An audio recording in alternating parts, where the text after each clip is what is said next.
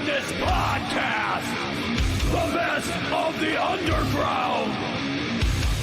Make madness your ritual!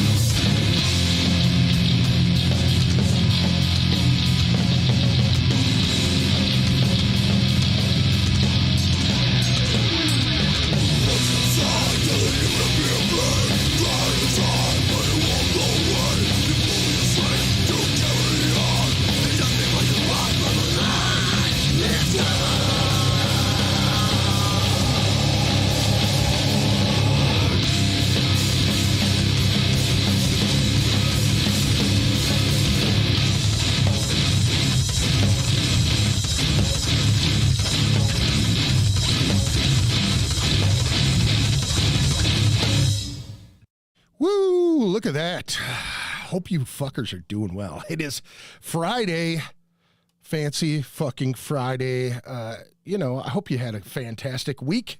Thank you for joining us. If you are, we're listening to Ritual Madness Podcast. Do me a favor, check out ritualmadnesspodcast.com. You can check out all of our past episodes, 265 episodes. I believe we had the sweet Gene Vogel on last week. From the Disciples of the Watch podcast. That first song you were listening to is the song Driven off of Sublevel, Mechanics of Coping, which is available on iTunes. You just have to look for it real good. And it's separated, sub-level, not dash, but space level. And Mechanics of Coping, you'll find it. If you enjoyed that song, that's some old shit that we did here. It's like started in like 98, I think. That all went down. Sorry about that. Let me get through this real quick. Do me a favor, check out Lowbrow Saints Tattoo Collective. If you're looking to get tattooed here in Minneapolis, Lowbrow Saints Tattoo Collective is the spot to go. Lowbrow Saints, let me see here, lowbrowsaints@gmail.com if you want to look and send them some artwork or set something up with them. Give them a shout, lowbrowsaints@gmail.com, or give them a call, 612-353-4755. That's 612-353-4755. And again, we appreciate you joining us. Again, that was some Sublevel. I am going to be sitting here with Sam O'Connell and the bass player, the drummer from Sublevel, Dan Kopperud. How you doing, Dan? I'm doing good. Thanks for having me back. Appreciate it. Dude, thanks for coming. Thanks for asking. Thanks for wanting to be on it again, man. We had a good time last time, bullshitting about the good old days, and yeah, I actually was telling you before we went on that I had a friend actually hit me up, and he didn't know anything about Sublevel, which is, kind of funny to me because it was around for a long time. And we had a good time with it, man. Like, what have you guys been up to? What's happening? What's going down? Well, a little bit of this has been me bugging him because, so we met at work, and he comes up to me, and we bonded over Silverstein, actually. That was like the first band that we both really enjoyed. Sure. I know maybe one other person besides him that enjoys Silverstein as well. And then he's like, yeah, I was in a band back in the day. And my initial reaction was, shit. Like, I'm going to have to be like, oh, yeah, that's nice, whatever. And then he shows me hours on end on YouTube, and it blew my mind. I was like, no fucking way. We can swear, right? Yeah, you can do whatever the fuck you want to do. Yeah. It blew my I seriously, I listen to that song all the time, and everyone I meet, I'm like, this is my boy Dan right here. Like, let me show you. Let me show you this. And I got to be honest, I'm a little disappointed that you're not wearing bib overalls, because that's my entire exposure to you is in the bib overalls. You know what's really funny is that I've been really close to buying another pair of those things. I look like a giant barrel now compared to when I was wearing them, when I was fucking 200 pounds and on drugs, you know what I mean? But that was something that I got it from my stepdad, basically. He used to wear them all the time. He had Oshkosh on all the time. And I just really love that look. I always thought it was cool, you know what I mean? Yeah. And then I wore the train stripe one, the conductor stripe ones. And people started to know me as that. It was funny because right around that same time, Mudvayne had jumped into the scene, or not this scene, but on the scene. And the vocalist Chad wore bibs as well. And I thought it was kind of funny that, we're doing it in Minneapolis, and then all of a sudden it was like this big thing and everybody's wearing bibs and all of that, My wife actually threw away all the bibs that I had. I had like 5 pairs of them, and she goes, I don't like these things, I was like, well, I probably don't fit them anymore anyway, you know what I mean? So she packed them up and sent them off but this is funny, like a year ago, she goes, you know what I really miss you in? And I just looked at her and I go, shut up. I go, don't even say it. And she just starts smiling. She goes, your bibs. And I was like, fuck you, lady. You threw all my shit away, But that was the bibs. Yeah, no, that was a good look, man. You rocked it well. Thanks. But so he told me that, and then I saw that, and then I absolutely had to know more. I had to learn more, and he told me all the stories about everyone who you guys have opened up for. And I mean, are you familiar with it's not just a quote. It's like something that I think Roosevelt read or something like that. The Man in the Arena. Are you familiar with this at all? The gist of it is that it's not the critic that counts. It's the person on the floor. It's the person that's in the game, right? Doing the damn thing. Yeah. And that's you guys, right? Like, you guys were the men in the arena. Like, you guys have touched 80% of the music I grew up listening to, right? And you were literally right there. And that blows me away so much. That's so amazing. Because obviously for us especially, music has such a profound impact on our lives and how it shapes us and stuff, and just hearing the stories about. And then it was only, I think, this year that you told me that the Slipknot crew filmed the Hours on End video, and it's just one more thing after another that I find out about you guys, and I'm like, holy shit, you're the real fucking deal. I've always thought that, but yeah. Well, it's funny because I went back. I was just kind of humble bragging to a work guy, We were talking about, we were making fun of Nickelback at one time, and I kind of chuckled, and he's like, what? And I go, dude, I opened for Nickelback twice. And he goes, what? And I go, yeah. So I pull up 93 X Fest, 2 years in a row that we played. They played both years. And I just thought it was fucking hilarious. And that, the management from Three Doors Down, the dude from Three Doors Down grabbed us and brought us over to the guy from Roadrunner. The drummer from Kitty was fucking holding his pedal the second year. Wasn't it the second year? Second year. Yeah, she was holding his pedal because his shit kept falling off, and he was trying to reach it down. Well, we were, you know, you look back at him, and if he's having a problem, he'll go no, and he'll, you know what I mean. He'll give you the sign, but he was like so into it. Everybody else is just ready to go because once you get on stage, it's like, especially in that type of setting, you're just so excited to be involved in it, you know, and everything. I was making fun of a band. I booked a show at Lee's, or not at Lee's, at the Skyway Theater. And the band goes, well, how much time do you want us to do? And I said, well, a half hour. And he goes, well, we got 25 minutes, maybe. And I go, slow the fuck down. And he looked at his drummer and he goes, yeah, we really have to do that. And I go, well, just start talking, like slow the fuck down. It's like one of the things you have to do is like to maintain timing. We never did that, dude. It was always ripping fast and fucking, you know. Yep. It was crazy because, and it's to this day, I mean, Dan's name will come up in passing or in conversations about drummers and whatever happened to Dan, what's going on with Dan? I was like, well, Dan doesn't really play anymore, but he, you know, he's doing his family thing and whatever. And hands down, everybody's like, he was the hardest hitting dude, you know, and he was flashy too. You know what I mean? Like he always had his braids, and when he'd whip his braids, you know, it'd just be kicking. And it was like, he would fucking bleed. The dude would literally, you would look at his drum set after a gig and he would have blood splatters all over the fucking kit because he would just go till his hands were absolutely, I remember you taping your fingers, and I think he had gloves for a little while. It was like certain things that he would do, and that he'd go right back to just going raw again. It was pretty insane. The gloves are they're too heavy. It's hard to play with them. Yeah. But yeah, there'd be blood all over. Yeah. All the time. But too much fucking fun to worry about that shit. So yeah. Well, and he was telling me about that, like how badly the shows just fucked him up, like after each one.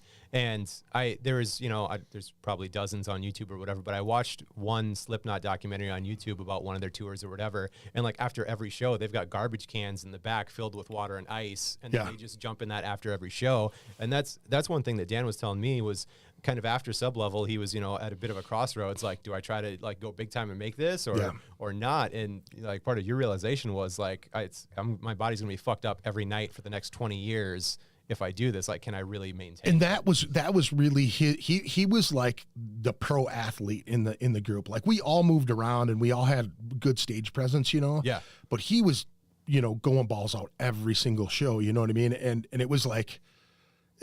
That's one of the things that I tell a lot of people, and in my drunken stupors and party phases that we were going through, well, you know, myself and Zach and Eric had conversations. We were the older guys of the band, you know what I mean? And we didn't want these guys to get caught up in the shit that we were into, you know what I mean? Like Eric didn't drink, he was into the Jesus thing and really kind of pushed that on the boys, you know what I mean?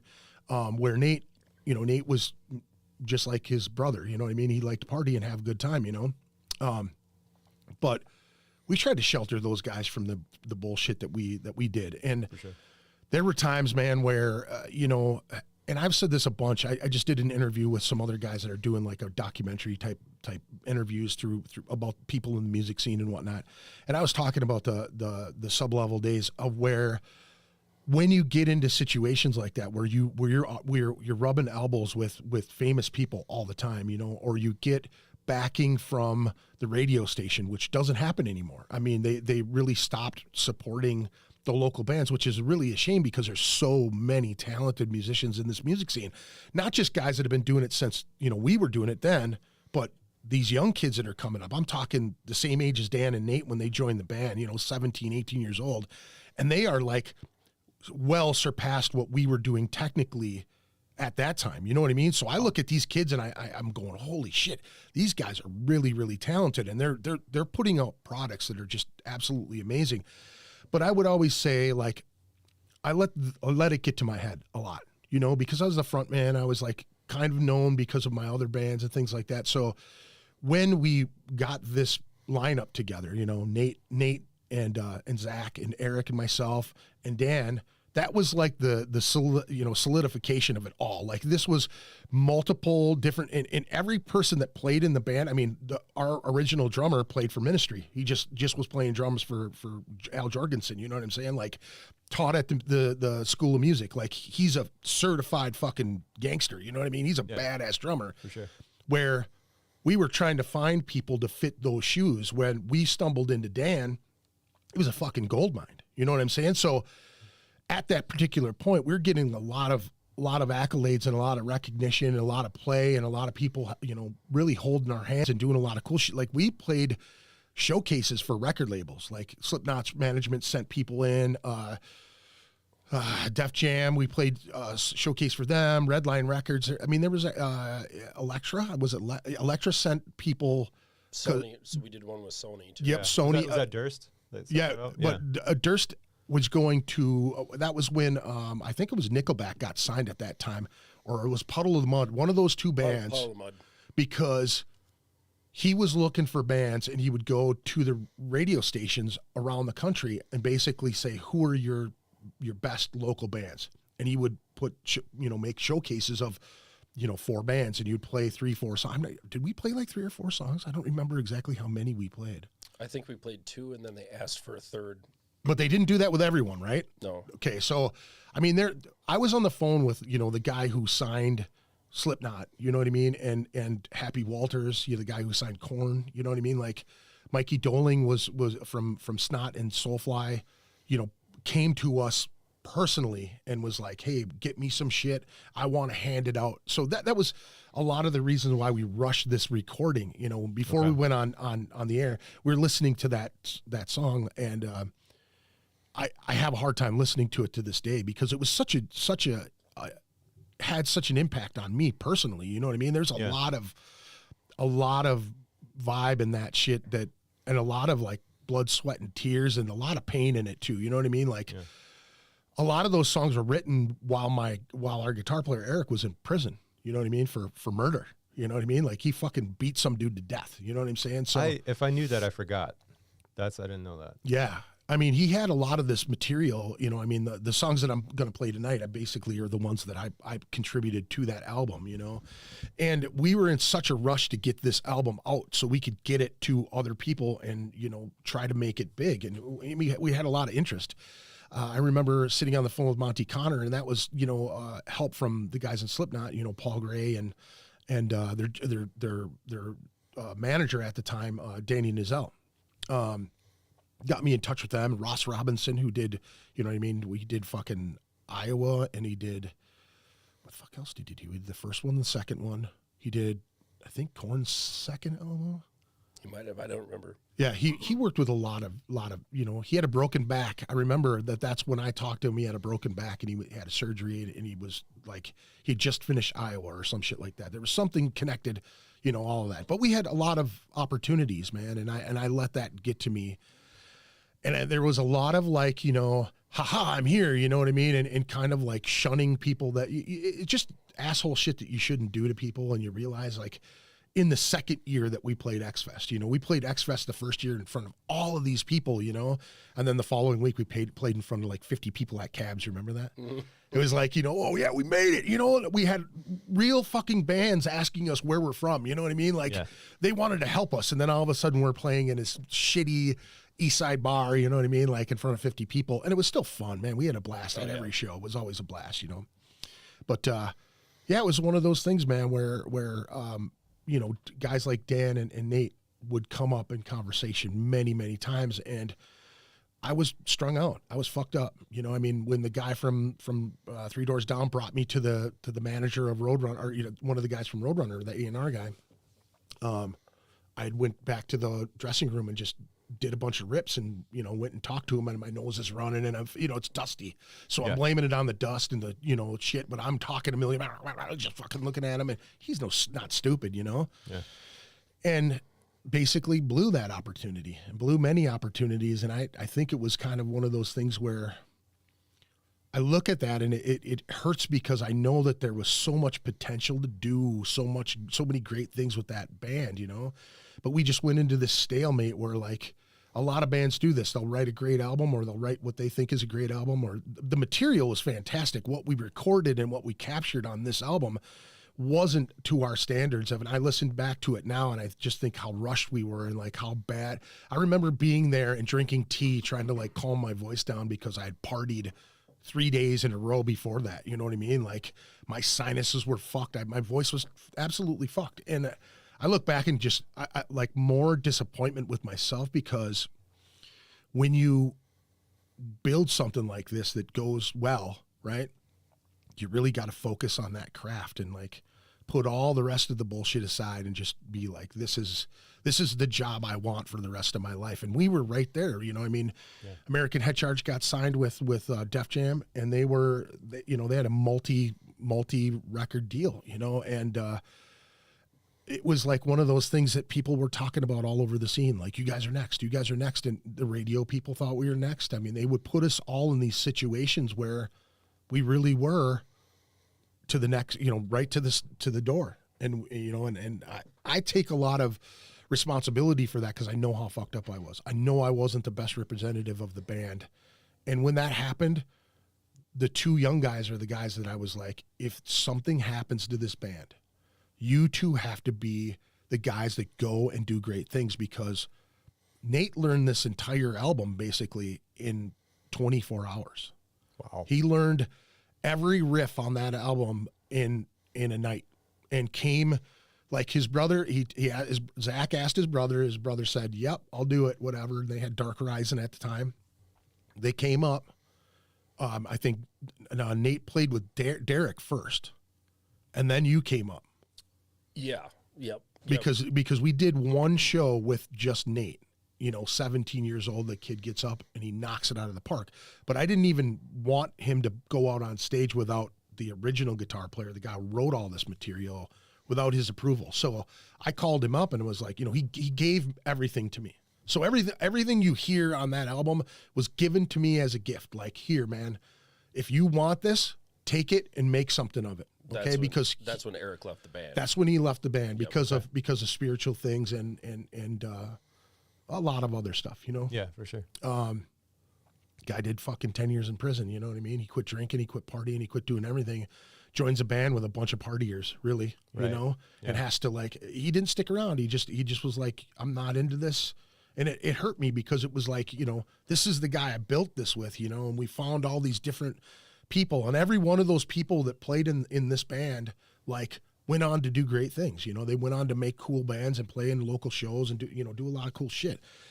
But this particular lineup was like, you know, next level. And a lot of people saw that, man. It really felt like that. And I take a lot of responsibility for the downfall of the band because of my drug use, because of not being a leader. You know what I'm saying? Like, For sure. I should have been a role model to these guys instead of a fucking drug addict that was like, oh, dude, I love you guys. You know what I mean? That type of shit. And and that's what I tried to tell them guys. Like, you know, out of all of us playing here, Eric didn't even want to be here anyways. You know what I mean? Like, he just wasn't in it from the very beginning. He like had a good time and then was like, fuck it, I'm out of here. You know what I mean?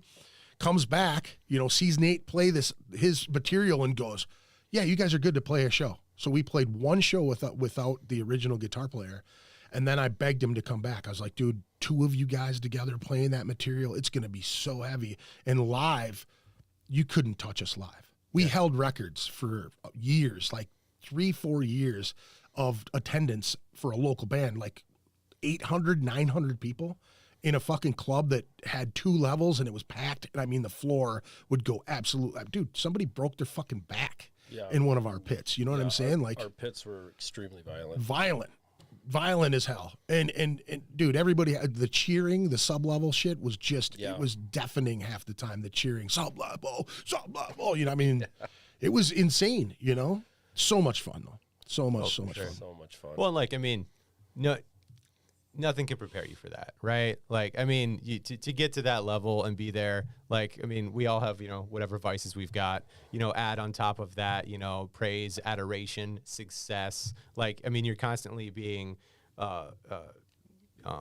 rewarded for, you know, what you're doing. It's like, what I'm doing is right. Like, it's fucking working out, right? Like, look at all this awesome stuff that's happening, you know? And that's why when you talked about how, like, you had the self-awareness to be like, I don't know if I can destroy my body every single night for the next 10 or 20 years or whatever, right? Dude, that was straight real too. I mean, you know, you watch him in those videos, dude, he was a fucking beast. Everybody, when we broke up, I was getting calls and calls and calls. What happened to Dan? How can I get a hold of Dan? And I wouldn't give people his phone number. I don't know. We don't talk anymore. Yeah. Seriously, because I wanted him to do well, but I didn't want to see him with somebody else. It just would have killed me. You know, it absolutely killed me. Right. Pablo from 93X, his brother, Matt Piper, was like, they wanted him to jam with them. I think, did you end up jamming with somebody that didn't Pablo have somebody, you jam with somebody or something? I went up and played with 13th Step. Oh, I gotcha. I played once with them. Yeah. Didn't really work out. Just not a vibe. Wasn't feeling it. Yeah. So that's the only time I really stopped with anybody. Yeah. But that was one guy that was like, he really, really wanted to get Dan doing something. He was like trying to find, I think he had hit me up on like auditions for big bands because he wanted to see Dan do well. You know, I mean, super fortunate, man. Absolutely. I mean, I'm now I'm so grateful for it because it was such a learning experience. And, you know, the 2001, when we played X Fest again, it was such a humbling experience to where I was kind of coming back down again, you know, to where radio guys would be like, "Oh, here's Greg from Sublevel," like pointing me out to people. And I'd be like, dude, don't do that shit anymore, man. Like, just let me be me and fucking enjoy this vibe. You know what I mean? Like, I really got kind of offended about it sometimes. You know what I mean? Like, just leave me be, you know? Yeah. Where we had Dixon, who was our road dog, that was like, you know, he's such a cool cat, man. I would tell him, like, you got to get me from one end to the other before we come or go in any way. Like, if I'm sitting here for more than 5 minutes, you got to pull me away. Like, hey, dude, we got to go.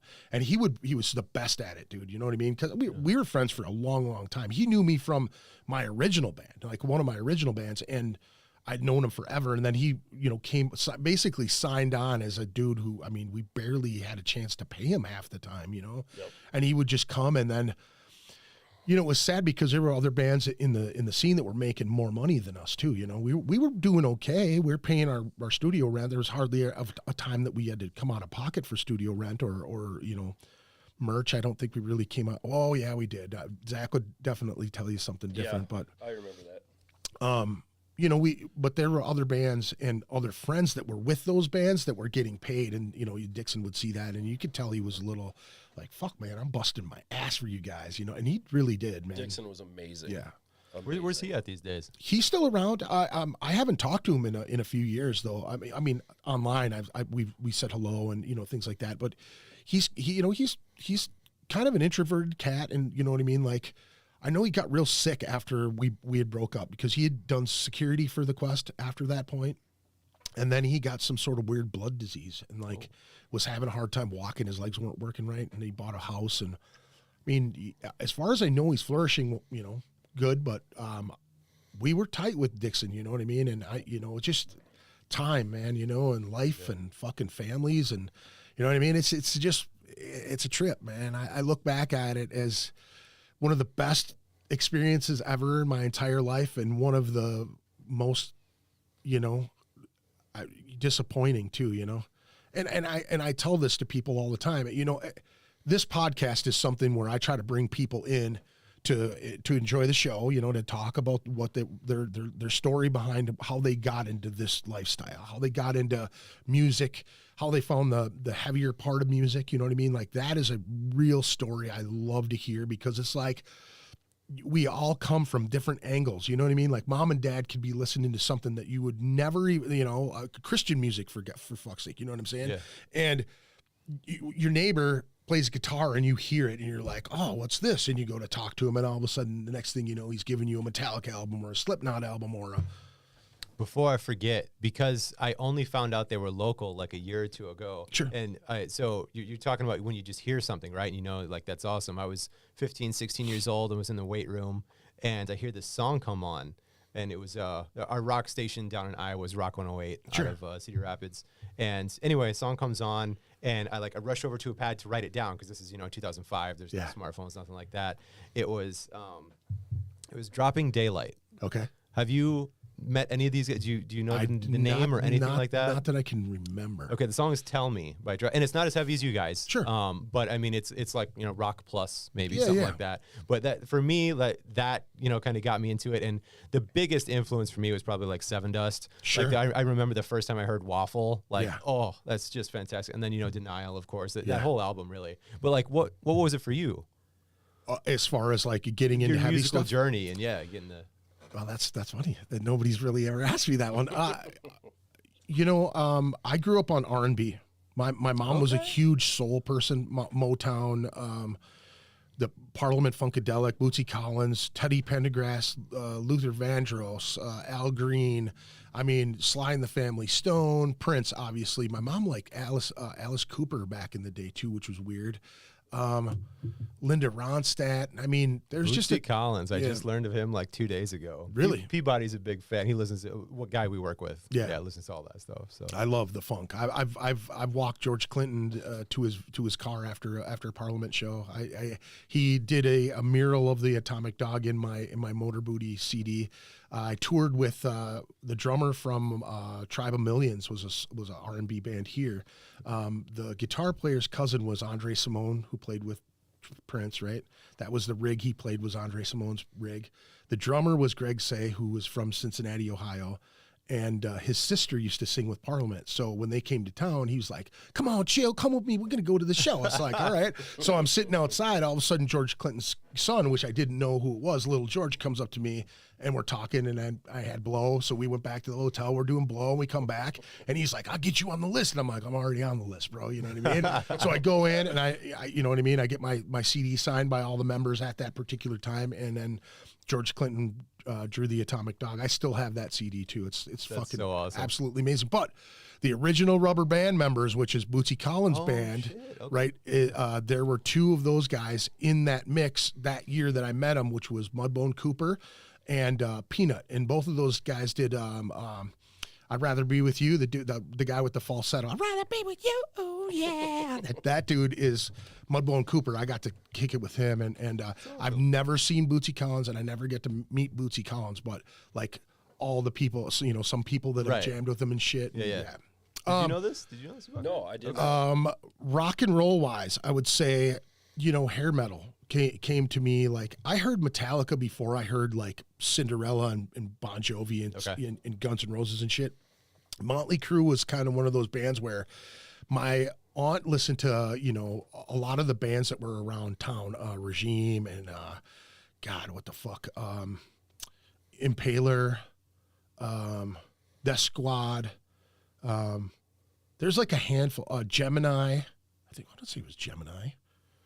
And there's like a handful of local bands that were like hair bands, you know what I mean? And so when I saw the Shout at the Devil cover, you know what I mean? It was like, ooh, you know, my aunt was like, they're satanic. You don't want to ever listen to that. And that was like what drew me to that shit, you know?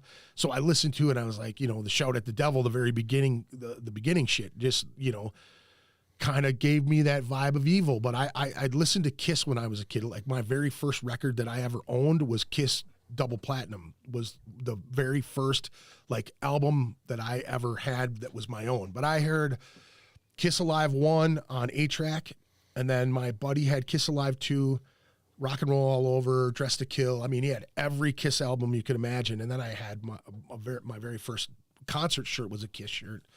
And I barely remember it, but in 1979, I got to see Kiss with their makeup on when I was a kid, little kid, dude. Nice. On the Dynasty tour. So it was like disco Kiss, you know? But that was like my first rock and roll thing that I'd ever seen. And then, you know, it went, you know, my uncle listened to the Beatles a lot. So there was a lot of that. Creedence Clearwater Revival. Oh, yeah. You know, Clapton and Cream, Zeppelin, Sabbath, Deep Purple, you know, all the classic rock shit. That's what my uncle was listening to. So I got a whole lot of that. And then I'd go home and my mom would just be dancing around, you know, listening to, you know, soul and jazz and, you know, all this cool shit. So I was getting it from every fucking angle. Honestly, dude, I stumbled into being a vocalist. Like, I had a friend, we skipped school. It's really funny. The bass player of this band that we started together, right? He was from Alaska. And we lived in the fucking burbs, and I moved from North Minneapolis to fucking White Bear Lake. It's like a huge night and day difference, like ghetto gangsters to fucking, you know, hey, we're going to, you know, Glee Club, that type of shit, you know what I'm saying? So I was a little rough around the edges, you know what I mean? So it was like... What year is this? How old are you? I would say 88 maybe. Okay. And I was in lunch line, and I was borrowing a lunch ticket from a friend of mine, and I was standing there talking to him, and this kid who had like mid-length hair, he was tall and skinny, and he was like, hey man, the line starts back there. And I kind of was a little bit of a bully and a fighter back then, you know, and I was like, who the fuck you think you're talking to, dude? I'll slap the shit out of you, you know? Yeah. And he was like, I'm just telling you, man, the line starts back there. And he stood up to me, you know what I mean? He was like a dude who didn't know who I was in the whole school, which is pretty rare, you know what I'm saying? So he stood up to me, which I respected. So I was like, cool, all right, I'll go back here. So I did. I went back and I got in line, and I was still like, fuck that dude. I want to punch that fucker, you know what I mean? Yeah.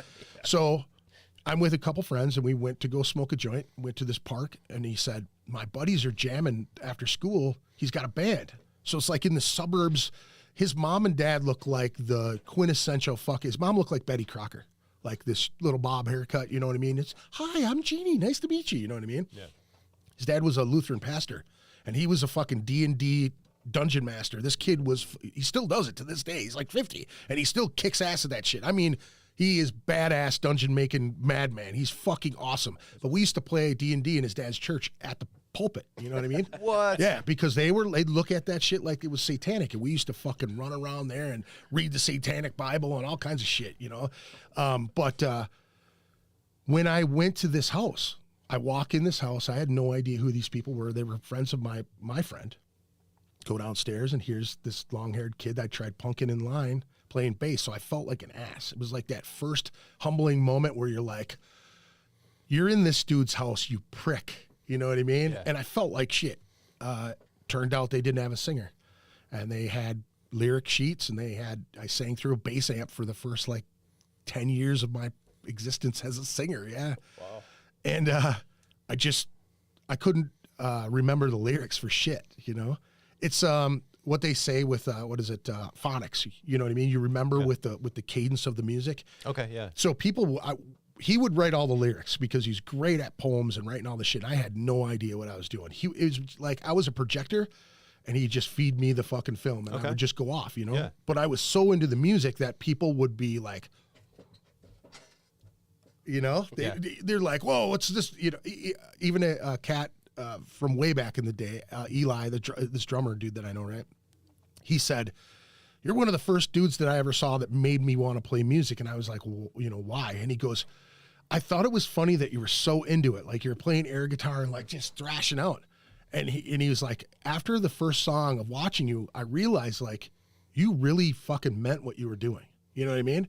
And that's how it was. It was like, all of the anger and all of the like abuse and bullshit that I went through in my life was like, I found a spot outside of football and being aggressive and actually physically hurting someone to like release all of this anger that I had inside of me. You know what I mean? Like I had a lot of anger. I fought a lot. I had a lot of shit. Yeah. So when I joined this shit, it was like, I couldn't remember any of the lyrics unless the music was there to cue me. Okay. So people would go, what do you write about? Oh, it's Satan. You know what I mean? Right, like it was just silly, you know? Yeah, I just kind of stumbled into it, man. And was a thrash band at first, and I never wanted to be a death singer, and I became a death singer in a graveyard in Hugo, Minnesota. We recreated the band Necromus. In this graveyard was supposed to have a warlock in it, and basically what it was is that rich people would cover their families' graves with these X's, and they would weld the things to the ground so you couldn't pull them up and dig them up and take the shit that was in the grave. Wow. That's why they would do that. Okay. So all the kids in the fable from White Bear Lake and Hugo and, you know, Lionel Lakes and Matamidi and all the shit, there was a warlock in this fucking graveyard, and that's where we went. One of our buddies in school stole the headstone from there and got into a lot of trouble for it. Oh, yeah. But that was the beginning of Necromus, which is, you know, one of my very first bands that actually did well. I ran into a guy at a show who he said, do you have any of that Necromus demo stuff? And I was like, well, I have the one from 2004 and a few singles that we released. And he's like, no, I want the old stuff from cassette. I'm like, dude, I don't even have any of the shirts, nothing, you know? Yeah. And he goes, I make records. Like I have a record press, and I want to put those old album or those things. Dude, he found them in Finland. No, he said there's a guy. He said there's a guy he was going underground. He said that he found a dude in Finland that had everything from like 88 to like 2000 of everything that was in the Minnesota local metal scene. So crazy to me that this dude found these on a tape trading website, that this dude sent him copies of these cassette tapes. I mean, Memorex cassette tapes that we used to, with Necromus on it, and it had inlays that we put in there ourselves and shit, right? He got copies of it, and he made me 2 records. They're right over there on the shelf. I thought it was fucking amazing. It's just crazy that they sound, he's like, dude, they might not sound the best. I put them in. I was like, they sound better than the fucking cassettes do, dude. They sound fucking amazing, man. And that is a crazy fucking story. Yeah. And he's such a cool dude too, man. He's like, we've gone to shows together and hung out together. He's a cool guy. Aaron Robinson. He's a good dude, man. Thanks, Aaron, for those, by the way. But yeah, kind of a trip, man. Yeah. You know. So I was, you know, we were already doing things. I had already kind of had a name for myself with this before the Sublevel thing. Like Necromus broke up in 95 or 96, and I'd gone that stretch to 98, and then I met Eric through a friend of mine, John Weathern, who was just he was the original drummer from Sublevel, and he was more of a hair metal drummer, like a kaboom chicka boom, more of like a rock drummer, you know. Yeah. And I walked in the room and I saw Eric play, and Eric used to play a black flying V, and he used to play so fucking low to the ground, you know what I mean? But he tuned it so where like a straight finger across the fretboard on certain areas was just a power chord. You know, a lot of times you got I don't know the specifics because I'm not a fucking guitar player, but that's how he explained it to me. So when I watched him play it, he was making these sounds that I was just like, dude, this guy's fucking amazing. He made it look really easy. So then I was just like, okay, I'll join you. Why not? You know, I want to jam with this dude. Yeah. And he had all this material, so I didn't have to write anything. At the end of Necromus, I was starting to write it, you know, like legitimately write my own shit. And we'd butt heads. Me and the bass player would butt heads on things because he was very anti-religion. And I was too. I just really didn't. I thought it was, you know, was kind of one of them things that were forced in your life, your entire existence. You know what I mean? You don't really know. You're just being fed this fable. You know what I mean? You can't question it as a child either. You know what I mean? You're just kind of there. Yeah. And he was, you know, he's the son of a pastor, so he was extra fucking anti, you know? So when I had a real idea of something, or I wrote a poem about something, he would criticize it a lot, you know? So it was like, it was never good enough. I was always kind of like, yeah, I'll keep this over here, you know? I never let him see some of the shit. And then I started writing, and they were good, but I used another friend of mine who was going to school for English and literary shit and writing and, you know, and we would bounce ideas off of each other, and he would help me, and I'd give him ideas, and he would throw a little piece, I'd throw a piece, and it became cool songs. And really, that whole stumbling into it just kept going. And it was like, people would always ask me, like, how can you get in front of all these people and do what you do or whatever? And I was like, fuck those people. That's why. That's how I could do it, is because I wanted to kill everybody in that crowd. It wasn't that you were giving me adoration at all. Yeah. Like, it didn't matter to me. My anger was so like encompassing and engulfing inside of me that when I was screaming it out, I was more like, just get it out. You know what I mean? Like, just let it go. Now, when I got into Sublevel, it was like, you know, I was placating myself with drugs then. You know, I was like really starting to hit drugs a little bit and the stride with them and dealing, and I mean, all of it, you know? Yeah. So Sublevel was like more of a breath of fresh air from it all. You know what I mean? It wasn't negative. There was positive. There was a lot of these songs, you know, were they had real meaning to them, you know. And with Necromus, it was a fable. It was an evil story of some, you know, of some sort. So when I read Eric's lyrics, you know, this was coming from a guy who just spent 10 years in prison. You know what I mean? Who beat a guy to death with a Buddha statue, you know, in an apartment in fucking Roseville. You know what I mean? Okay, yeah, you did tell me that story. That brings it back now. Yeah. My jaw dropped when I heard that story. You know what I mean? I've told it several times, and just the way he explained it to me. You know what I mean? And it was just so visceral the way he explained it, and you know, to him going, you know, he killed the guy, they revived him, you know, and this guy was in a coma for a long time. And then he went to court, and he was being, you know, going to be sentenced and shit to go, you know, spend time in prison. And he said the guy was 300 pounds when he fought the guy, and he said he was tiny, he had withered down to nothing, and he had, fucking half of his head was all split open, had stitches and, fucked up. And they rolled him in a fucking wheelchair. And he said the dude was just, frail in this wheelchair. And seeing him and knowing Eric and knowing that he was trying to, be forgiven by God and for, what is his spirituality, you know what I mean? Like he was battling some shit, you know what I mean? For sure. Like way more than, I look at it now, like I had a lot of anger towards Eric. I had a lot of anger towards, when he left the band, he started another band and he asked me to sing with him. And then he kind of was like, nah, I'll just do it myself. Right. And I heard it.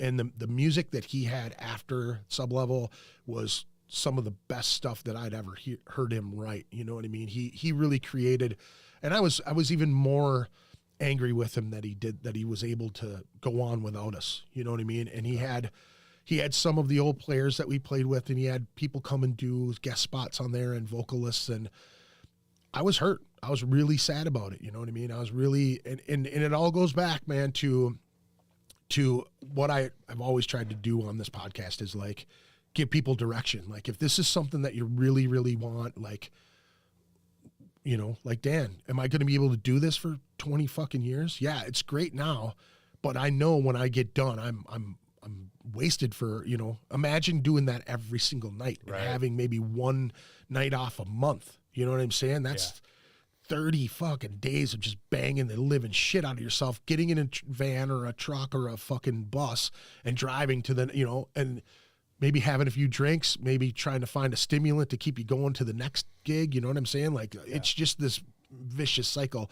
There was a punk guy that was around here right around the time that we were doing all these showcases and shit. And he just came back from a big tour, and I met him through a record executive here. And she brought me over to play. He like managed a pool hall in Minneapolis. That's no longer there, but I can't even remember the dude's name.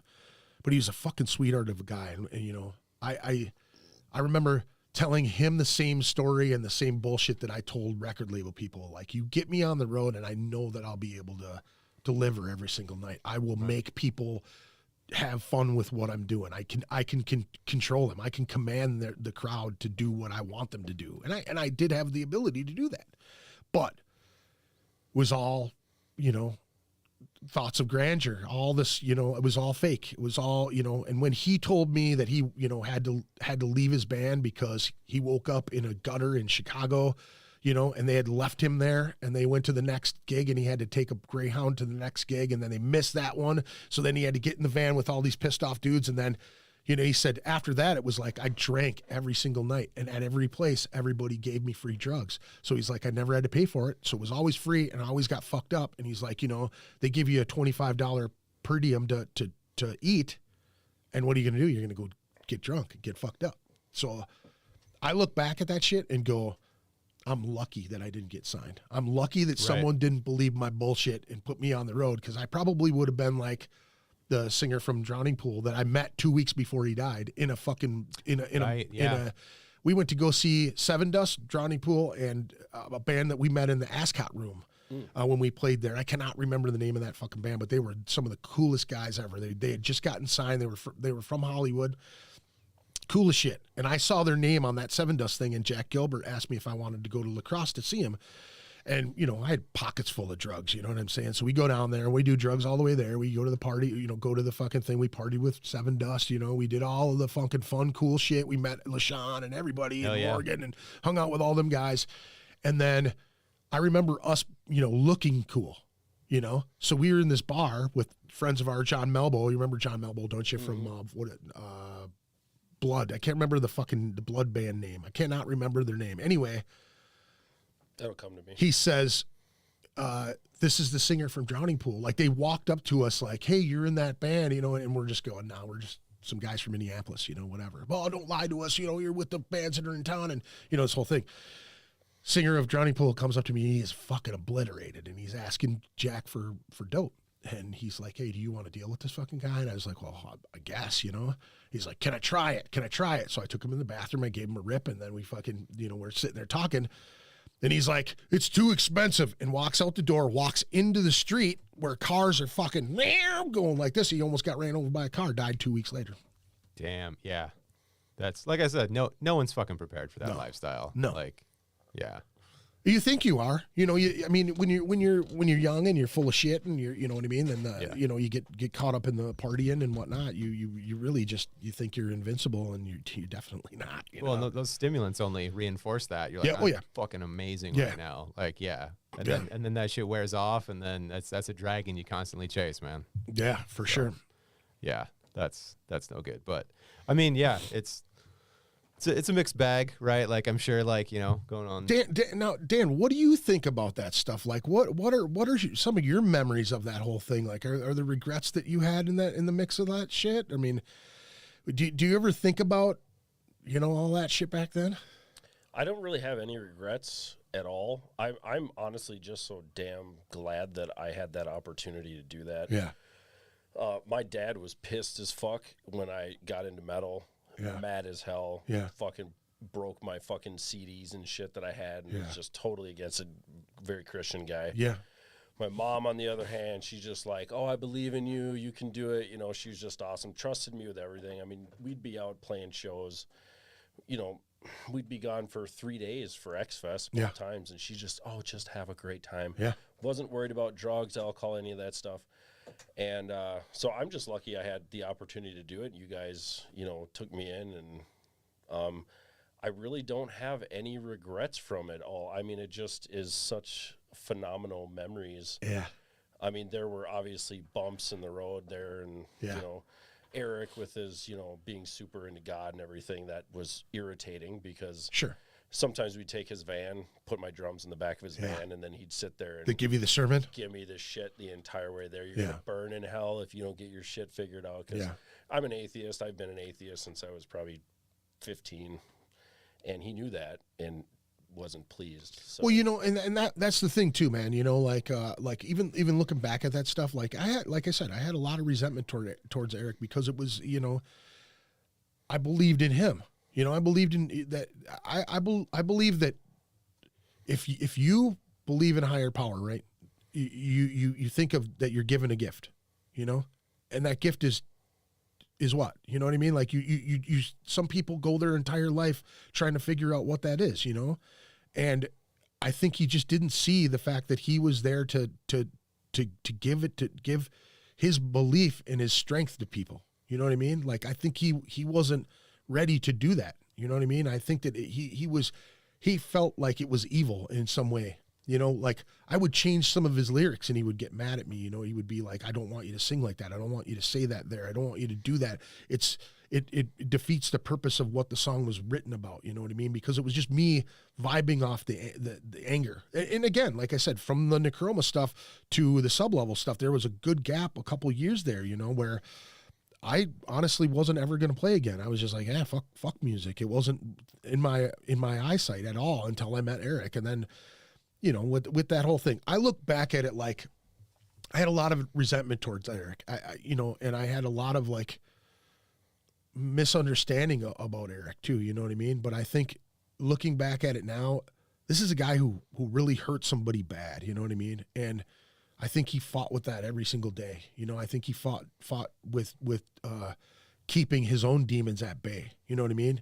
I got him to drink on one of my birthdays, and that was, looking back at it, was really hard for me to like ever get over that, because he tried to stay away from it and I was able to pull him in, and he, you know what I mean? I think he knew that, like, being around me, I was the guy that could have pulled him back into that crazy lifestyle again. And I think when he quit the first time, I think he realized that he was like, dude, this fucking dude has charisma. He has a way to, you know, I was able to bend people to my will. You know what I mean? I won't lie about that. Sometimes you don't know the power that you have either. You know what I mean? You're just doing it because it feels good, and you don't really realize that you have that ability to fucking get into people's head. And, you know, being a guy, you have that machismo, you have that drive to win, or like be on top, or the alpha, or whatever the fuck that people call it. I think it's just absolute garbage. But looking back at it, I understand Eric a bit more than I did when I was younger, you know? And yeah, it was fucking stupid that you try to. I hate when people force their stuff on you, but I think that was him dealing with his own personal shit, you know. And his pops passed away, and in the middle of all that, and I mean, there was a lot of hardship for him, man, you know. And you know, there were times, man, where people would ask me about Eric, and I'd just be like, "Fuck Eric, man," you know. Like that was. I mean, we had that conversation many times where, you know. He gave that shit to me, and then when he came back and then he left again, he took it from me. And he's like, I was just like, let me take it, let me go. If you gave it to me one time, let me just continue. Let me find new guys, and I'll just keep going. And he's like, nope. He just knew that it was just going to destroy me. Either that, or he wanted control of some sort, and that could have been it too. But I was I didn't talk to him or see him for a long time, a few years, until. You know, Dixon had me over at his place, and Eric was there, and he played me some of that Subtle Machete stuff, and I fucking fell in love with it. I absolutely loved that stuff he was doing, and it hurt. It was just like, man, because he believed in me, man. You know, he really said that he saw me years before we had ever met, and he said, I wanted you as my vocalist. I knew that if I ever was able to meet you and talk to you, I would take you from whatever band you were in. And I was kind of like intrigued by that. I was like, oh, that's pretty fucking cool that this dude saw me. And he said there's one thing that I did with Necromus back in the day. I would always say, if you can't feel what I'm doing, you're already dead. You know what I'm saying? So it was just one of them things. Like, if you're not vibing, dude, I would break dance to death metal on stage. You know what I mean? Popping and locking and shit, you know?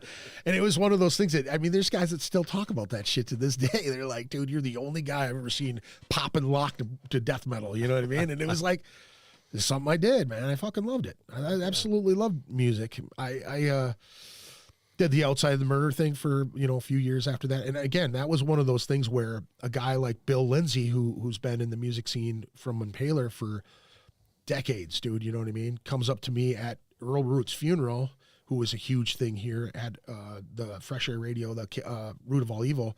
And everybody looked up to Earl. Everybody looked up to Bill Lindsay. And Bill comes up to me at a funeral. I'm talking to one of my original drummers, and he's like, dude, you want to start a project? I was like, who knows, you know? And Bill Lindsay comes up to me, and he's like, hey, dude, are you done? And I was kind of taken back. Like, I knew him, right? But he was like questioning me, like, dude, you done? And I go, I don't know. Kind of thought about it. And he goes, damn shame. And I was like, you know, what do you mean? And he's like, you're a great front man. I just don't, I can't imagine you not doing what you do, you know? And I felt it. Like, all of a sudden this fire just started again. And I'm just going, okay, well, Brad, you want to try to do something? And he's like, yeah. So we got something together, and, you know, years went by, and multiple different lineup changes. And again, like Sublevel, you stretch everything out, create these great songs, and you find these people to play this and tweak it and make it cool, and then you get a lineup that stays solid, record it, and then you know, people hear it and they want you to play show after show after show, and you just get this much further every time from the creation process, because you're so excited to be on stage. You're so excited to be in everybody's mind and on their lips, and, you know what I mean, and on the internet, and people talking about your band, and yeah, we're going to do this, and oh shit, we were ready to break up, and got a manager, and she gave us the show for Mudvayne, you know what I mean? And we're opening for Mudvayne, one, you know, guys I partied with, you know what I mean? When we did X-Fest, we partied with them dudes, you know, and it was like, it was the last thing we were holding on to. You know, we knew that it was like coming to an end, and we got a manager, and she promised us this stuff, and she was a sweetheart, man. She did a lot of cool shit for us, and you know, got us heard by a lot of people in the radio station, and I mean, all the shit, but it just was too little too late, man, you know? And again, I go back to this because it's really focusing on your craft. It's really, that's my biggest regret, is that I could have really focused on doing something, and really started writing, and really became, you know, a solid front man that could have continued for many years to come with this band, you know? And, you know, I quit.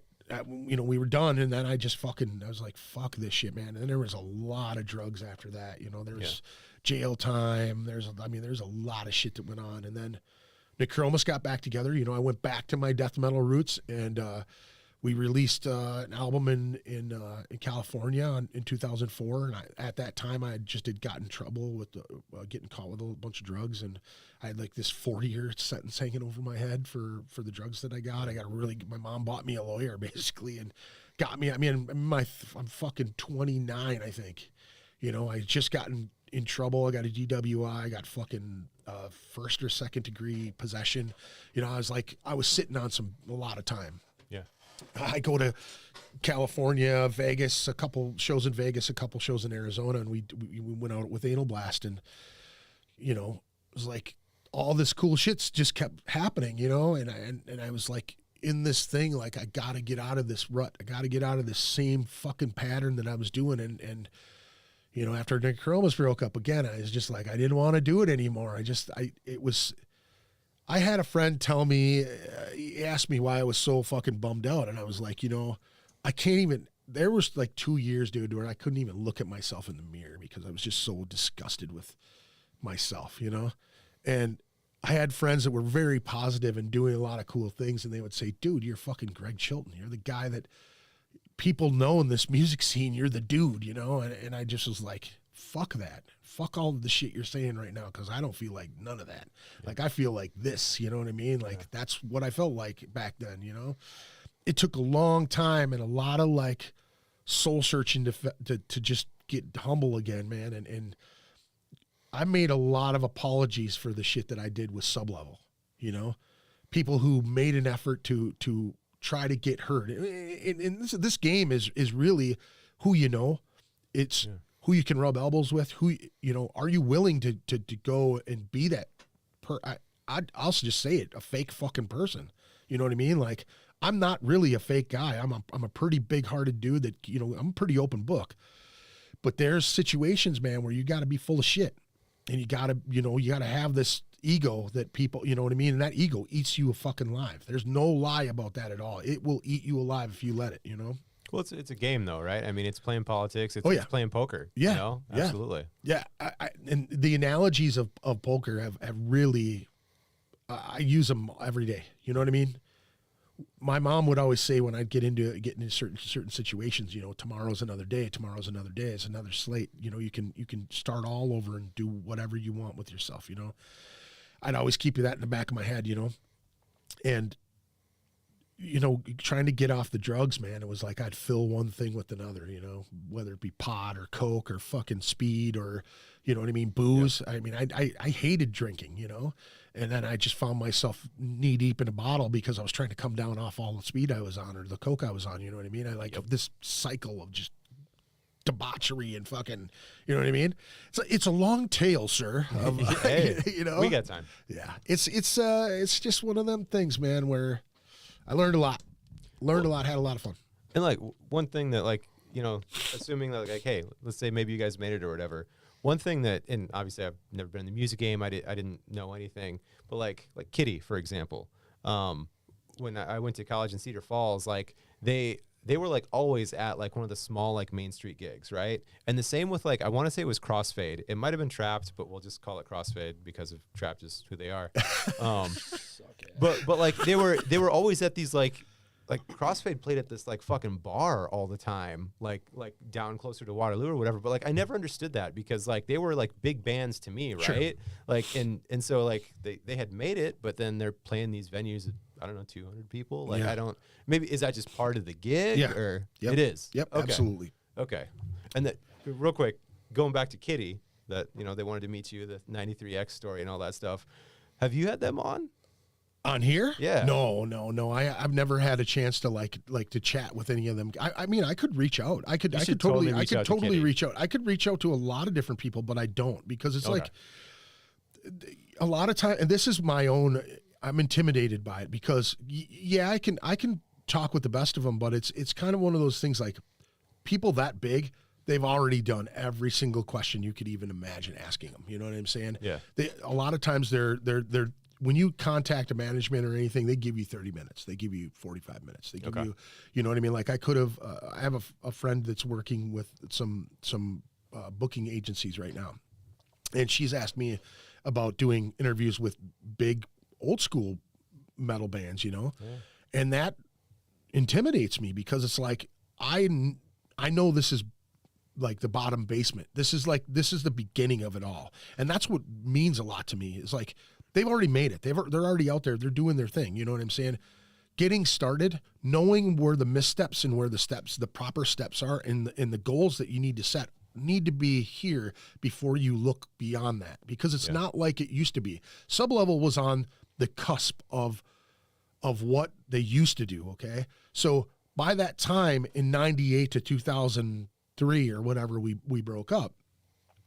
Before that, pre Sublevel, there were record labels that would find good bands, and they would be like the diamond in the rough. They would put money into them to get them with an engineer.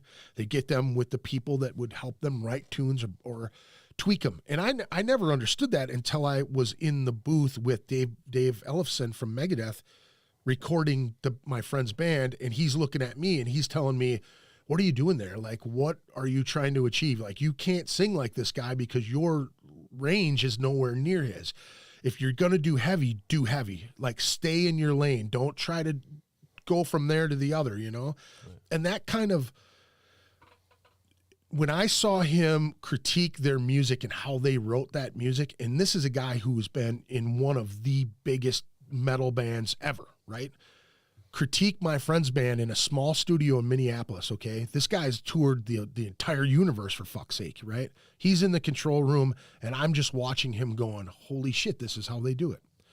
If a engineer or a producer hears something and they don't like how it sounds to them in their ears, they'll tell you to tweak it in one way. Leave that half a note out. Make this a little longer there. Extend this there, shorten this there, and by the time you're done, you got a fucking hit on your hands where it's catchy. You know what I mean? The songs that you hate. God, I fucking hate that song, but you could sing every fucking lyric of that song. You know what I'm saying? Yeah. Nickelback's got 1 million of them songs. You know, that first record, every single song on there is a hit. Yeah. You know what I'm saying? So I think, yes, I could reach out to those people. Yes, I've talked to Mikey Doling from Snot. I've had him on my show.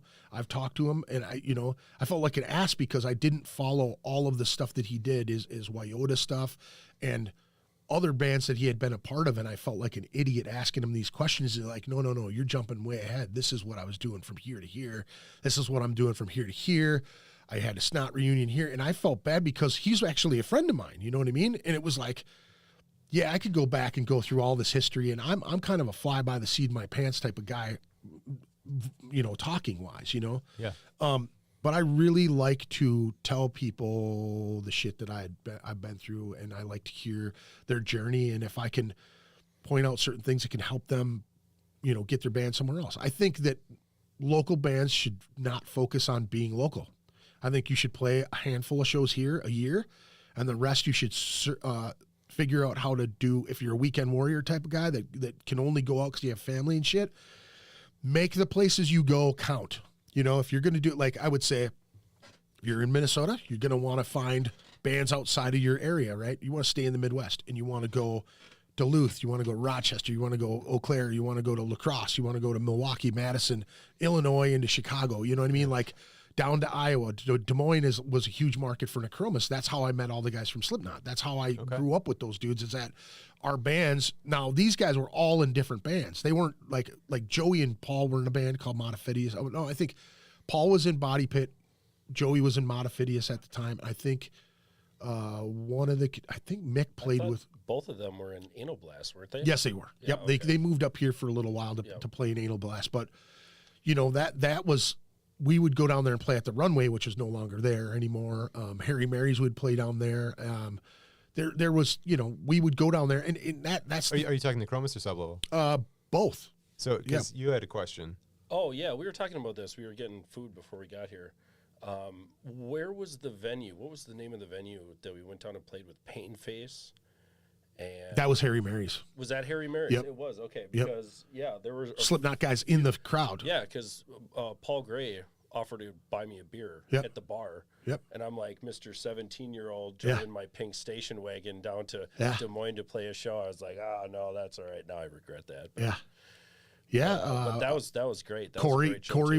Corey was in the crowd that night too. Jim was there. Yep, Jim was I there. remember because he was so damn tall. I'm like, you have to be Jim. Yeah. At that point, they Mick is that tall too. They're both giant dudes. Yeah, oh yeah.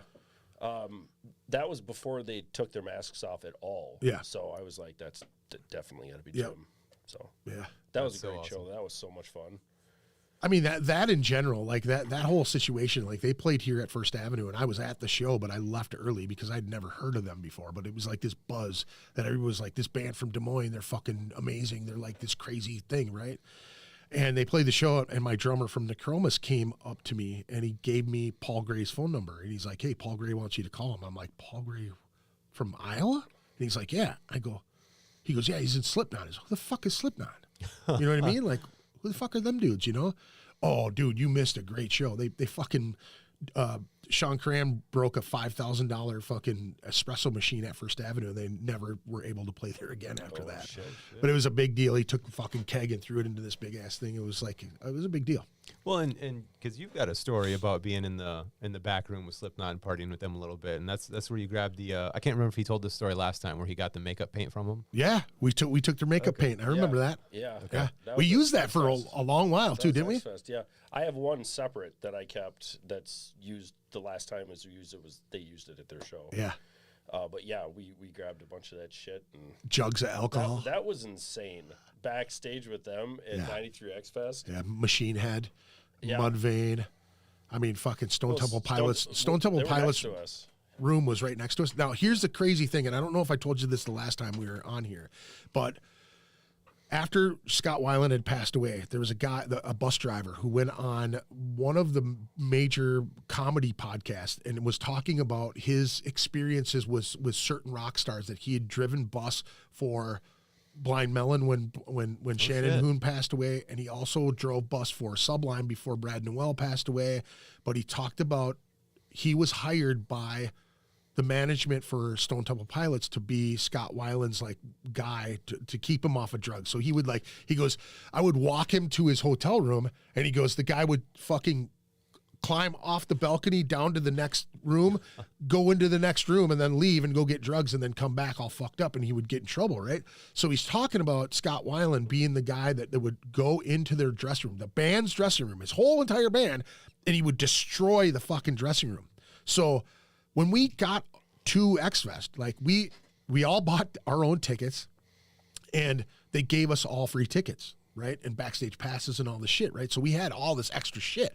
So we walked around telling people in the crowd, like, hey, we're opening the show. They're like, yeah, sure you are, motherfucker. You know, whatever. Yeah, we got this van up there. It's got our fucking banner on there. We walked around. We sold all this shit, right?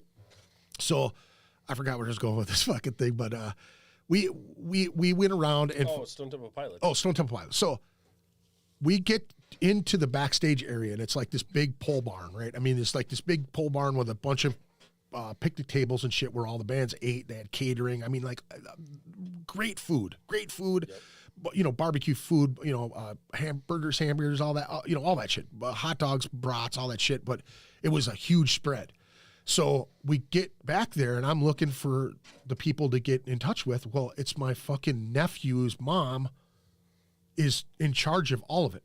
So she walks up and she goes here, and she hands me a card, and it's from her mom saying, I knew you could do it. You know, like this big, I love you. You're part of our family. Like I'm teary eyed, you know what I mean? And we go, she goes, yeah, I've got a dressing room for you. And we were all like, we got a dressing room? Holy shit. And we get back there, and she goes, on this side, Stone Temple Pilots. And I can't remember who was on the other side of us. But we're in the dressing room, and we're getting ready to go, and we're kind of like, you know, holy shit. And she goes, I rolls in this big baby chest cooler full of beer. And I mean, she really gave us the full fucking treatment. You know, we were like one of the big guys, you know, it felt fucking just amazing. It was awesome. So we're in there, and I just hear crash, boom, bam, boom, bam, boom. And we're just kind of like looking at each other, and then it's quiet.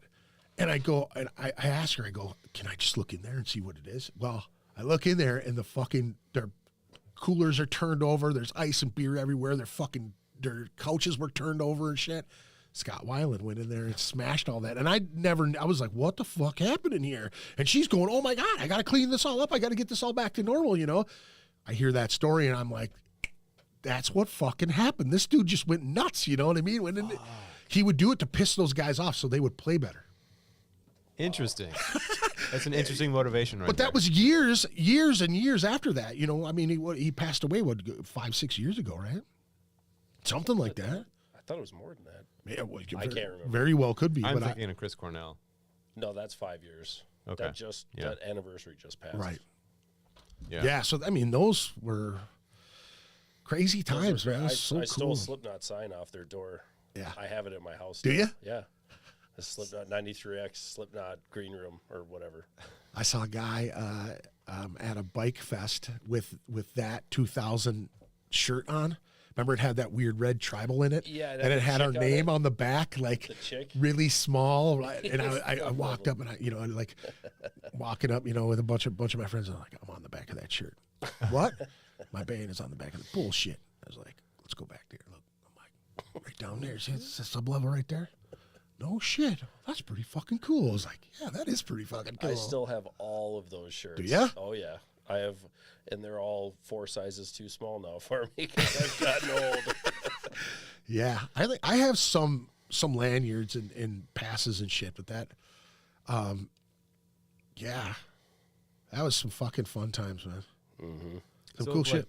Like, I mean, obviously you guys, you touched the greatness, like being so close to all these guys. But like, who did you like look up to as like either a front man or a band? Like they've got their shit together, they sound really good. Like, who was like your like motivation or whatever? Be like, we want to sound like those guys, or was there? All of them. Yeah. Yeah, I mean, really, it was for me. It was Machine Head was a band that I really really loved back then. Logan had left the band by that time, and they were doing a little bit different stuff, more of the rappier shit. Spine Shank was a band that I really really liked at the time, and I looked up to them. Static X was somebody that I really really loved, and looked up to them. Fear Factory was a band that I had seen way back in the day with Obituary in Milwaukee, and got to hang out with those guys. So when they were doing well, Dino Cazares, he actually come and hung out with me in him and Nick Barker in California in 2004. I got to hang out with those guys and like talk to them. And Rhiannon Butler was dating him at one time and was out in California, but she had him call me and we were going to do a project together. Same with Joey Jordison. I was supposed to sing in a project with him too from back in the day. You know what I mean? But there were so many. Chad from Mudvayne, I really, really love that LD50 album, that first one. The first two were really, really great. And we got to play with them on that tour. Yes. Fuck yes. Yeah, more than once. We did more than once on that. No, we played the second time when we played with them when Shannon was taking care of us. That was on the second album. Okay. But we did play with them at LD50 on X Fest. They were doing LD50, that whole thing. That's right. So it was twice. Yes. At least twice. At least twice. I want to say more like 3 or 4 times that we got a chance to play with those guys. At least twice, but I think there might have been 3 or 4. There's so much shit that ran together in There that was time so too. much for shit sure, happening. for sure. We had so much shit happening so fast it's like there's so much. Yeah. All at once. It's a blur. It's mostly a blur with a lot of shit popping out Yeah. in between the blur.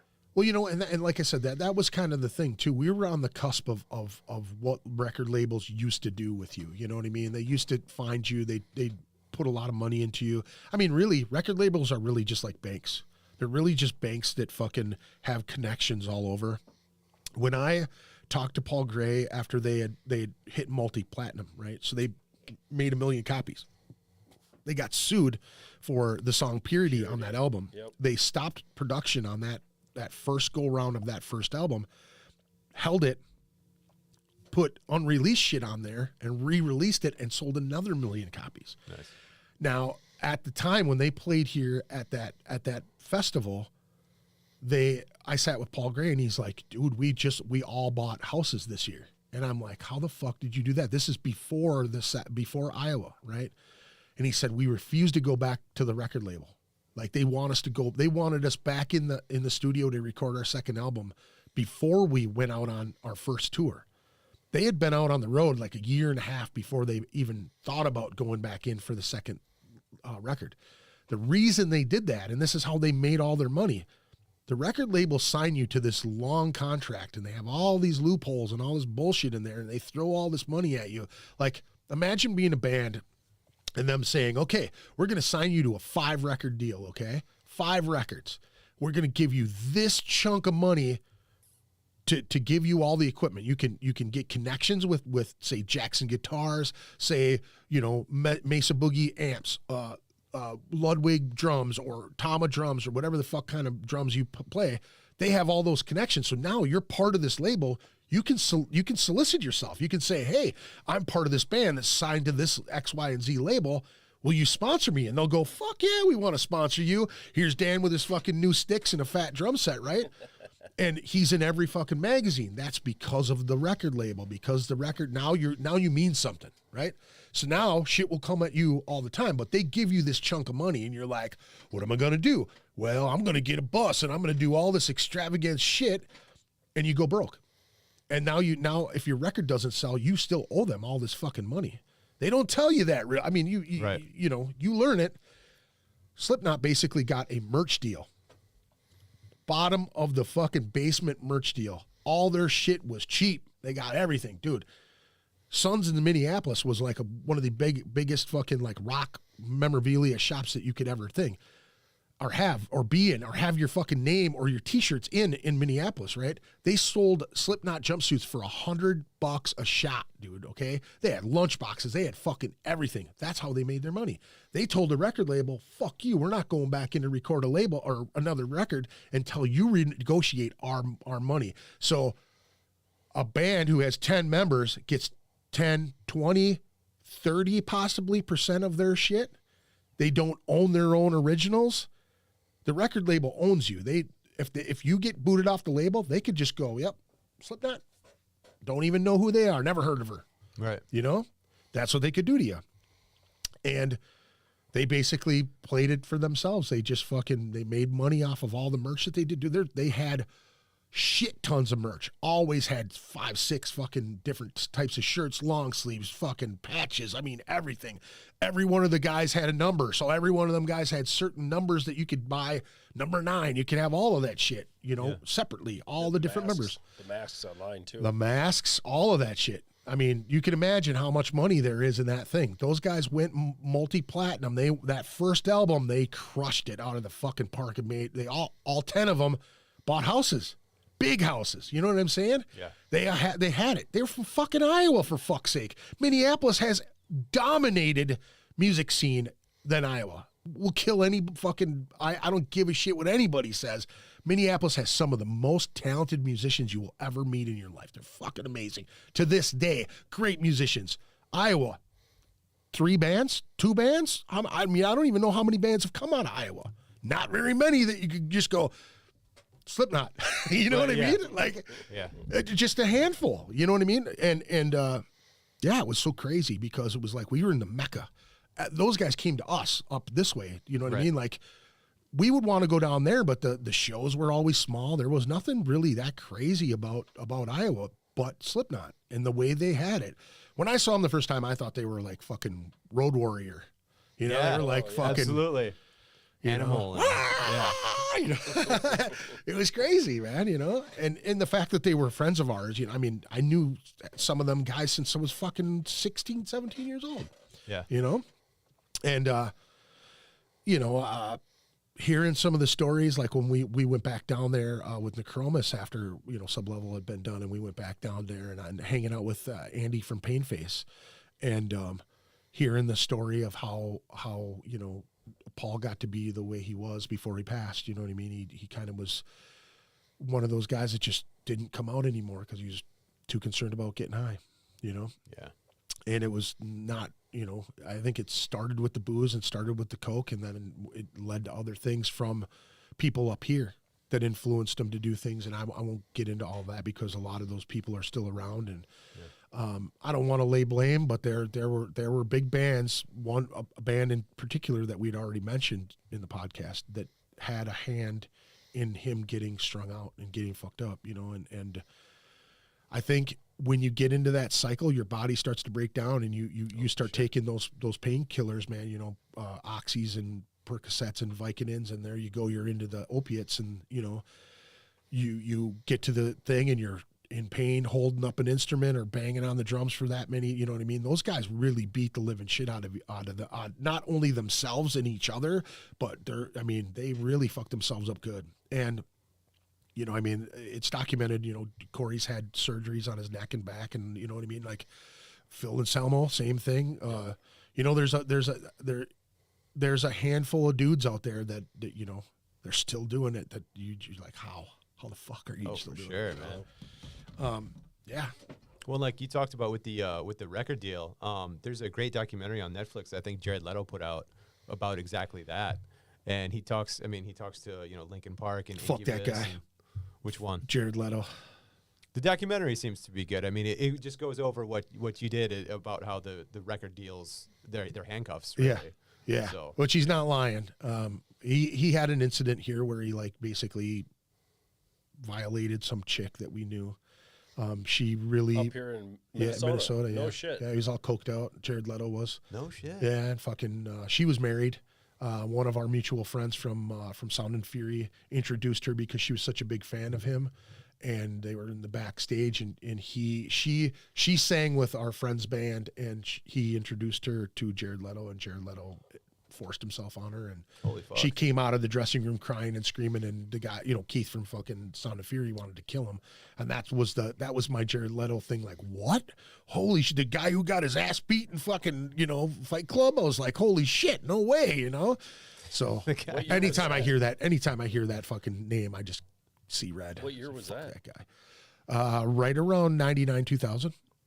No shit. Yeah. They came here with 30 seconds to Mars. That was when they first started. That was during or slightly before Sublevel. Yep. Well, it was during. It was definitely during. It had to have been during. Yeah, it was definitely during. Because it was at the Quest, shit. And we had played there, I think, that Friday before, and I think it was either a Saturday or Sunday show. There was a gap. There was like a small gap because I knew this chick, and I cannot remember her name because she was a great singer, and she had a different project, you know what I mean? And Keith really, really liked what she did and brought her up on stage a few times, like me too. You know, he brought me up there a few times too. Sure. So, but yeah, it's crazy shit. Back in the green room there, right in the Quest? Yep. No fucking Yeah, shit. Keith wanted to kill him, dude. Keith was so fucking mad. God, he was mad. You doing all right? I haven't seen Keith in 20 years. He's sober, man. He finally got himself sober. He's living in Wyoming. He was a coal miner, dude, for a while. No shit. Yeah, he's making loot, and then he got real messed up on the booze and put himself into treatment. And what I understand now, he's been sober for a while. I want to say 5 or 6 months now. Good for him.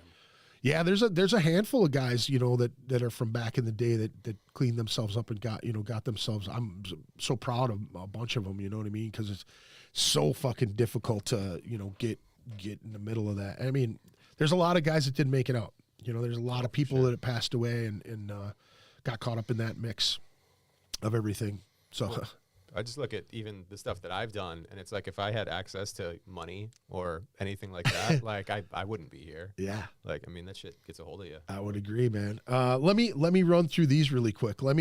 So I got a couple shows. I want to just hit these up really good because I didn't actually get a chance to do these last week. I was just so stoked to have Gene here. I've got Safety Joe Fest 2, starring Pursuit, Volsunga Saga, Blame the Witness, Bludgeon, Blow Up the FM Radio, Echoes of the Fallen, Gorified, who's been playing a few shows, Born of Regression, Defiled Sacrament, and I can't read this last one, which is my own fault because I'm something mob. Sorry about that, but at Wasco's Campground, that is June 10th through the 12th. It is presented by Loud Dan and Jared Dosser up at Wasco's. It is 844 County Road P, Lake Necronomicon, Wisconsin. Is $20 pre-sale, $30 at the door. June 12th or 10th and 12th, 10th through the 12th. I'm sorry. Going to be a fantastic show for a good cause. Our friend Joe passed away last year, right around Christmas time, and Loud Dan and Jared put this show together, and in his memory, last year was to help his wife with the funeral and with everything. So this year, I think he's going to donate it to the family of Lisa Lee Buchanan. who passed away within the last couple days. I want to kind of dedicate this show to her and everything. And she was a big part of our local music scene and passed away just a couple days ago. So I think he's going to do that for Safety Joe Fest. So Safety Joe 2, June 10th through the 12th. Also, my next show at the Skyway Studio B is some guys that I've had David from Mortisgold on the podcast. You can go back and look at that, listen to that podcast at ritualmanispodcast.com. Go to the episodes. You can find that episode. David's fucking awesome. Mortisgold is an old school death metal band from Milwaukee, Wisconsin, that have been around since the early 90s. They're fucking amazing. Still doing it, still pounding it out. We also have Dissenter from Chicago, Aberration here from the Twin Cities, and Bludgeon from the Twin Cities. 18 plus, 6:30 doors, 7:30 music, $15 in advance, 18 at the door. I know that people are kind of frowning at the price of these shows, but we've got a lot of overhead at the Skyway. It's not like Lee's used to be where we could keep the ticket prices real low. But we want to give people an opportunity to get things in advance. We are paying for these tours, so it is important for people to support. If you want to support, you can get tickets at skywaytheater.com. Again, that's June 18th. Mortisgold, Dissenter, Aberration, and Bludgeon. Skyway Theater, Studio B. Come check it out. And my last one here is Saturday, June 25th, the Midwest Death Fest, featuring Unmerciful, which I got a chance to see those guys in at the Slam Dakota Fest last year in Sioux Falls. They are fucking amazing. Amazing band, Unmerciful. Putrid Pile is a one-man death metal band who programs his own drums. This dude is brutal. Casket Robbery. Gorgatron from North Dakota, they're basically a Minnesota band. Gorgatron plays here so fucking much, but they're fantastic. Coffin Rights from the Twin Cities here. Agony Reigns is looking for a drummer. I'm pretty sure that they're not going to drop off this bill because they do have people to fill in for them. But Agony Reigns is a bunch of young guys that kick ass from the Twin Cities here. Maul, I believe, is from North Dakota as well. I could be wrong. And then Semtex. And I know Semtex drummer is having some elbow issues, and I know that he's working on physical therapy right now. From what I've seen online, he is looking like he will be able to play the show. So June 25th, Saturday at the Amsterdam Theater, or Amsterdam Bar.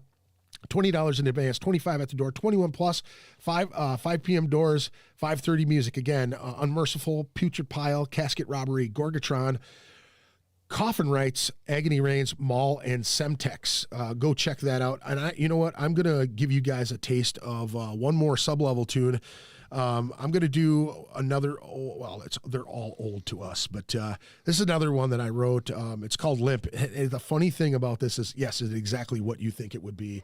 I had a crazy girlfriend, Dan can attest to this, back in the day, but this was an actual thing that happened to me. As a guy, you're full of testosterone. You want to bang it out with your chick at the time. This bitch was crazy and drove me absolutely nuts. And this song is exactly what it is. This one's called Limp, off of Sublevel, Mechanics of Coping. Take a listen, and we'll be right back.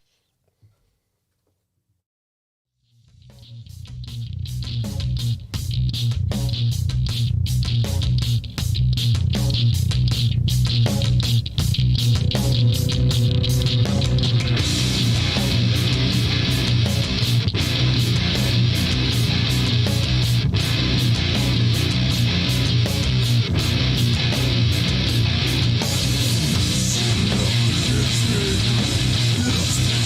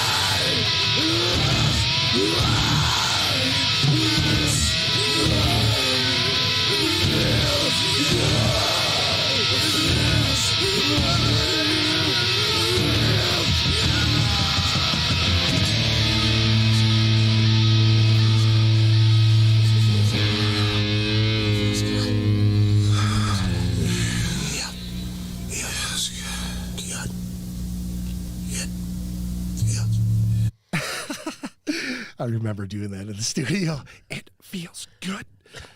It feels good. I remember doing that. That's so funny, man. Such a trip. Such a trip. Welcome back. Thank you for sticking around with us. It's, we're an hour and 40 minutes into this podcast, and I appreciate you if you're tuning in or taking a listen or watching or whatever, man. Really do appreciate you. If you're in the chat room or want to say something or ask a question, please do. We're watching. Nobody said anything yet, but it's a busy evening. It's Friday. It happens, it always happens. People will watch it and comment through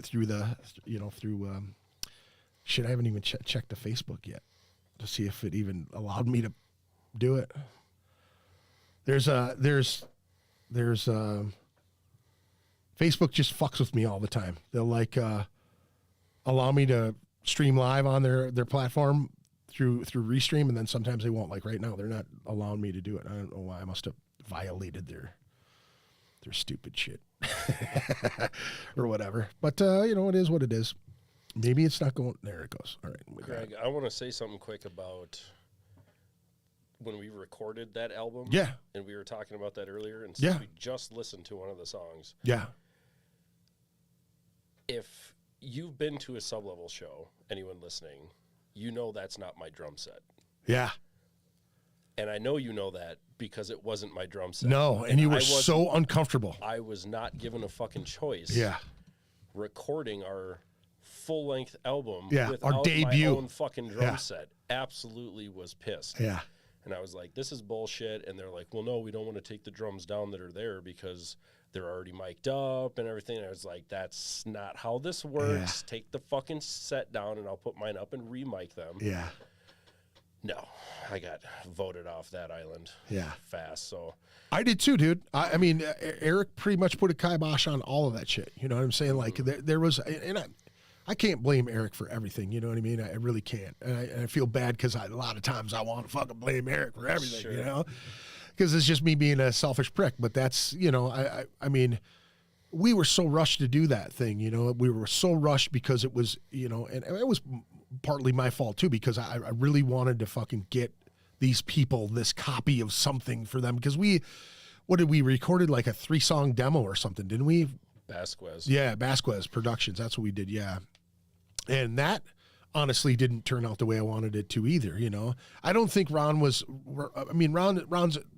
advanced a lot, you would think, after all these years, but I think at that time he wanted to get involved with us because we could have, helped him a lot too. And that was something that, like the guys in Slipknot really warned me about, is like, you're going to realize that there are people out here that want to be your friend or want you to help them. And that's it. They're there for you to help them, and that's what would happen with bands around the scene. And it kind of made me jaded. Like if you didn't talk to me more than a few times, I just wouldn't even listen to your shit. Like you'd hand it to me and I'd get CDs a lot, Hey man, check this out. Hey, if you can give us a show with the Sublevel group, here, man, fucking check this out. And I'd just be like, yeah, sure. Yeah. I put that in my backpack and, I still have tons and tons and tons of demos, but there were a few, like Thieves Army was a band that I really grabbed a hold of and gravitated to because they had the Korn sound and they were super young and they had lots of potential to grow into this great band. And, we gave them their first show. We helped them establish themselves in the scene, and then they grew into something and actually, they were doing really well. I mean, bands like Nuisance too. We helped each other. You know what I mean? Yep. They were neck and neck with us. They were with us, and Nuisance is still going to this day, I mean, Align was another band that we loved playing with. Sunset Black was another band we loved playing with. Zelfa Trip? Yes. Yep. And those chicks. Yep. They were really, really cool. Smack Dab. Yep. That was a band I absolutely loved from Ames, Iowa. They were fucking amazing. Okay. Yep, they were killer.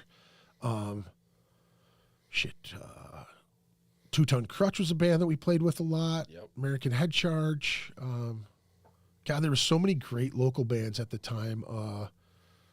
Shit, we talked about them last time I was on. The guys with the paint all over them. I just saw Guanzin the other day. Oh, God damn. I loved watching them live. They were great. Quasar. Quasar. They That's were it. fucking phenomenal, Oh, man. they They were were great. fantastic. Ryan Guanzin's playing drums in a band called Devora right now, but he does a lot of sound gigs and recording gigs too. He's a fantastic musician. I had one of his old bands on a couple years back too. Cool. Really cool dude. He was just touring with The Warning. I mean, have you heard those guys? Have you ever heard The Warning? It's like three Spanish or Latina chicks. They're fucking gorgeous girls. Are super young. I think the oldest one's 21, 19, and like 17. And they are phenomenal. Three-piece, just rock and roll, kick ass. They're great performers. My father-in-law actually brought me to the concert at the Fine Line just the beginning of this month.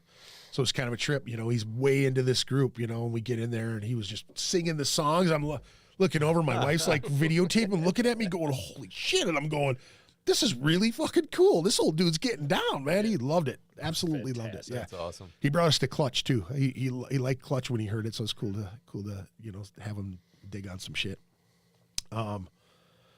Yeah, man, fuck. Anything else you guys want to? Any kind of questions? Anything else? Dan, anything you can think of? Any crazy stories that you can think of from the old Sublevel days? Man, I don't know. I've got some stuff not necessarily about Sublevel. Sure. But Go ahead, man. No, Whatever go for it, man. Okay. Might get a little controversial here. Go ahead. Best cover that's better than the original. Because this is our song, by the way, the one I'm thinking of. So, because I'm just gonna go with "Turn the Page" by Metallica. I love Bob Seger, but "Turn the Page" is better. I would disagree with you on that one. Okay. And that's just because that was one of the albums that I loved as a kid. The Silver Bullet Band live Absolutely. album was great, absolutely amazing. The Metallica cover is definitely. It was cool that they went back to do something cool like that, like even Whiskey in a Jar. You know what I mean? That was I love that. Thin Lizzy tune is the Thin Lizzy version is fucking amazing. Yeah. Though, my favorite cover would be Testament's version, and I don't even have it on here, but Testament did a version of an Aerosmith tune that was on their, God damn it, I can't even think of the album now. Testament. That's an interesting mix. Excuse me. And there's Aerosmith and Testament. There's a Slayer tune on South of Heaven that Judas Priest is a cover from Judas Priest that's fucking, I think, Dissident Aggression or something. I can't even remember that now. God damn it. I know I have that album. It is on Testament. Damn it, I can't remember the name of the fucking song. Oh, good Lord, I must be dreaming. Oh, God damn, I cannot remember. Oh, really, really good. Is there any other covers that you guys can think of? Better than the original.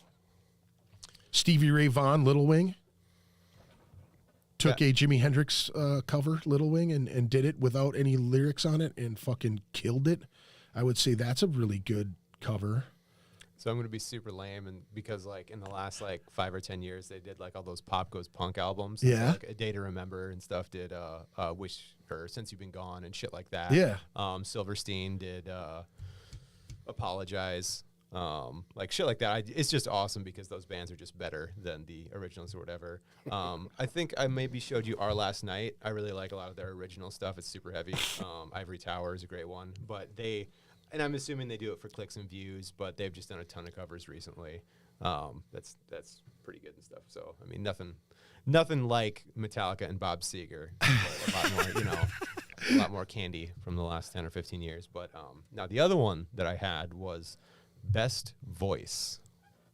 And the reason I say this is because it came up on another podcast I was watching. They were talking like the best voice in just in music in general. And I think, and like, I'm not going to fight with it too much because they're just going overall. I think they said like Leanne Rhymes or something, which is fantastic. That's fine. I'm going to go with Brent Smith from Shinedown though, because there's an awesome video on like the first iPhone. Somebody recorded him singing in like a fucking just in someone's living room singing Simple Man. And so I mean it's like basically recording it with like wooden speakers or whatever, and he's just fucking wailing it, fucking perfect. It sounds perfect. So I got to go with Brent Smith on that one.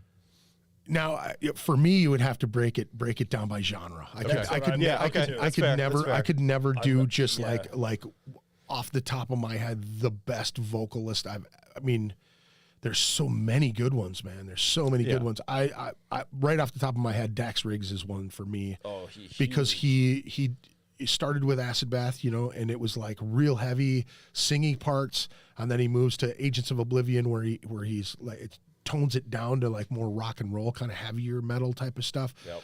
But gets into some really vibey, emotional shit, and then you go to his Dead Boy and the Elephant Men, his first album with that one.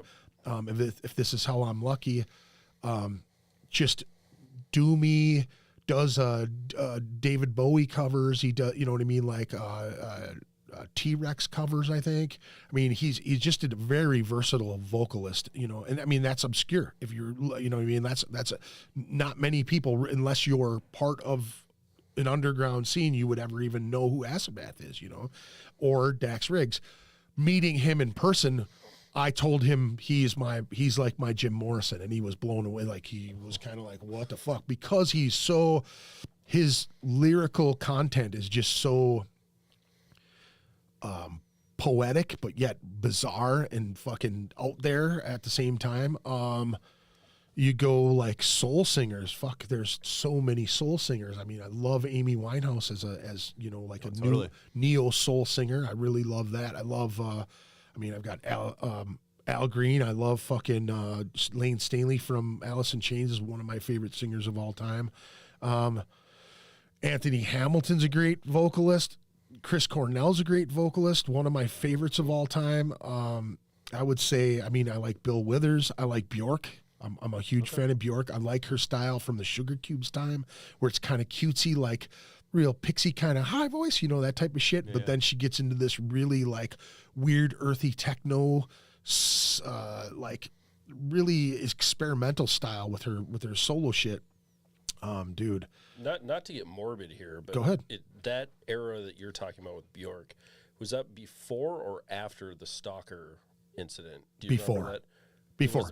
So that was the part of her career that her stalker was obsessed with. Was Sugar Cubes into her solo shit? Yes. Okay. Yeah. I was just curious. I don't know a lot about Bjork, so but I know more about the stalker than Bjork. Sorry, that sounds weird. No. That's all good, dude. I mean, dude, Neil Fallon from Clutch, the singer of Claudio from Coheed and Cambria.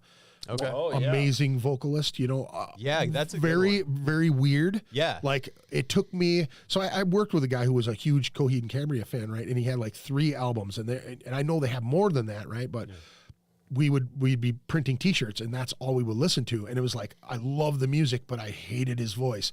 And all of a sudden, it was just like one day, his voice like took over everything from it. You know, I'm going, holy shit, this is just amazing. Yeah. And I've turned other people that are not into Coheed and Cambria, I've turned other people onto the albums that I've listened to, and they are like singing along with the shit. You know what I mean? And I'm going, these guys are catchy, aren't they? And they're like, fucking, I never liked them before, you know? So Coheed and Cambria, Claudio's one of my favorite. Corey Glover from Living Colors, vocalist Corey Glover's amazing. Pepper Keenan from COC, I really enjoy his stuff. D'Angelo, I'm just kind of going through the list. Chuck Schuldiner from Death, one of my favorite death metal vocalists of all times. Very, very amazing dude. Let me see here. Dude, I could go on and on. I love Dolly Parton. I love Phil Anselmo. I love. Have you heard her cover of Shine? Yes. Oh my God, that's amazing. She's absolutely amazing. Erykah Badu is probably one of my favorite vocalists of all time. I have not heard that name in so long. She's still around. Fantastic. She's still around. I've seen her live a few times, man. She's No absolutely amazing. Yeah, I saw her with who the fuck was it? What was her name? Not India Arie. I did see her with India Arie, but there was somebody else. Zap Mama. Zap Mama's like this fusion African like pop vocalist, does a lot of like scat type, boop, boop, boop, boop, boop, boop, boop, boop, boop, but does like these beats underneath it where it just like just this kind of weird trap almost, you know. I saw her and Zap Mama, where Zap Mama was actually doing keyboards and like synthesizers and kind of accenting some of Erykah's shit. Killer. I heard of Erykah Badu from a death metal vocalist who was like, dude, I know you're into R&B, puts it in, and I'm like, where the fuck did you hear this shit? And he's like, oh, I love this shit, you know? So then I've been a diehard Erykah Badu fan for That's an interesting thing, though, because a lot of guys that are into metal, death metal, all these things are into a lot of shit that you would never think they'd be into, ever.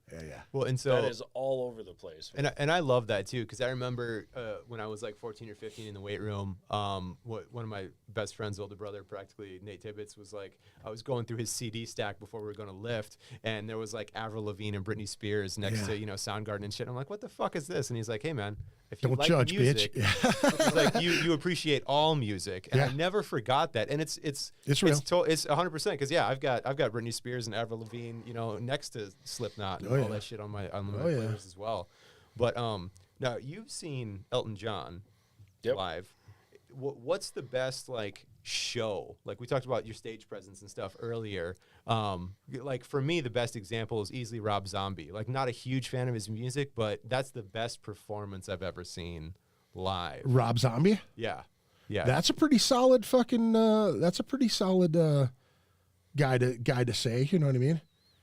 Hey Jensen, if you're watching right now, try the chat now. Sean Jensen just sent me a text message saying the live chat isn't working.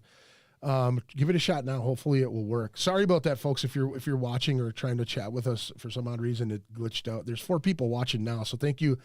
I could see them. Thank you very much for watching and staying with us. Sorry about that. I didn't realize that it wasn't working. It's kind of to my left.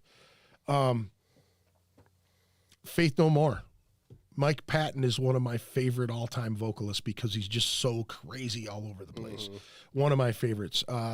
Burton C. Bell from Fear Factory is one of them guys.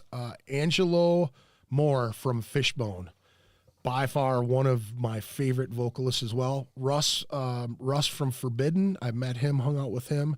George Clinton obviously is one of my favorites.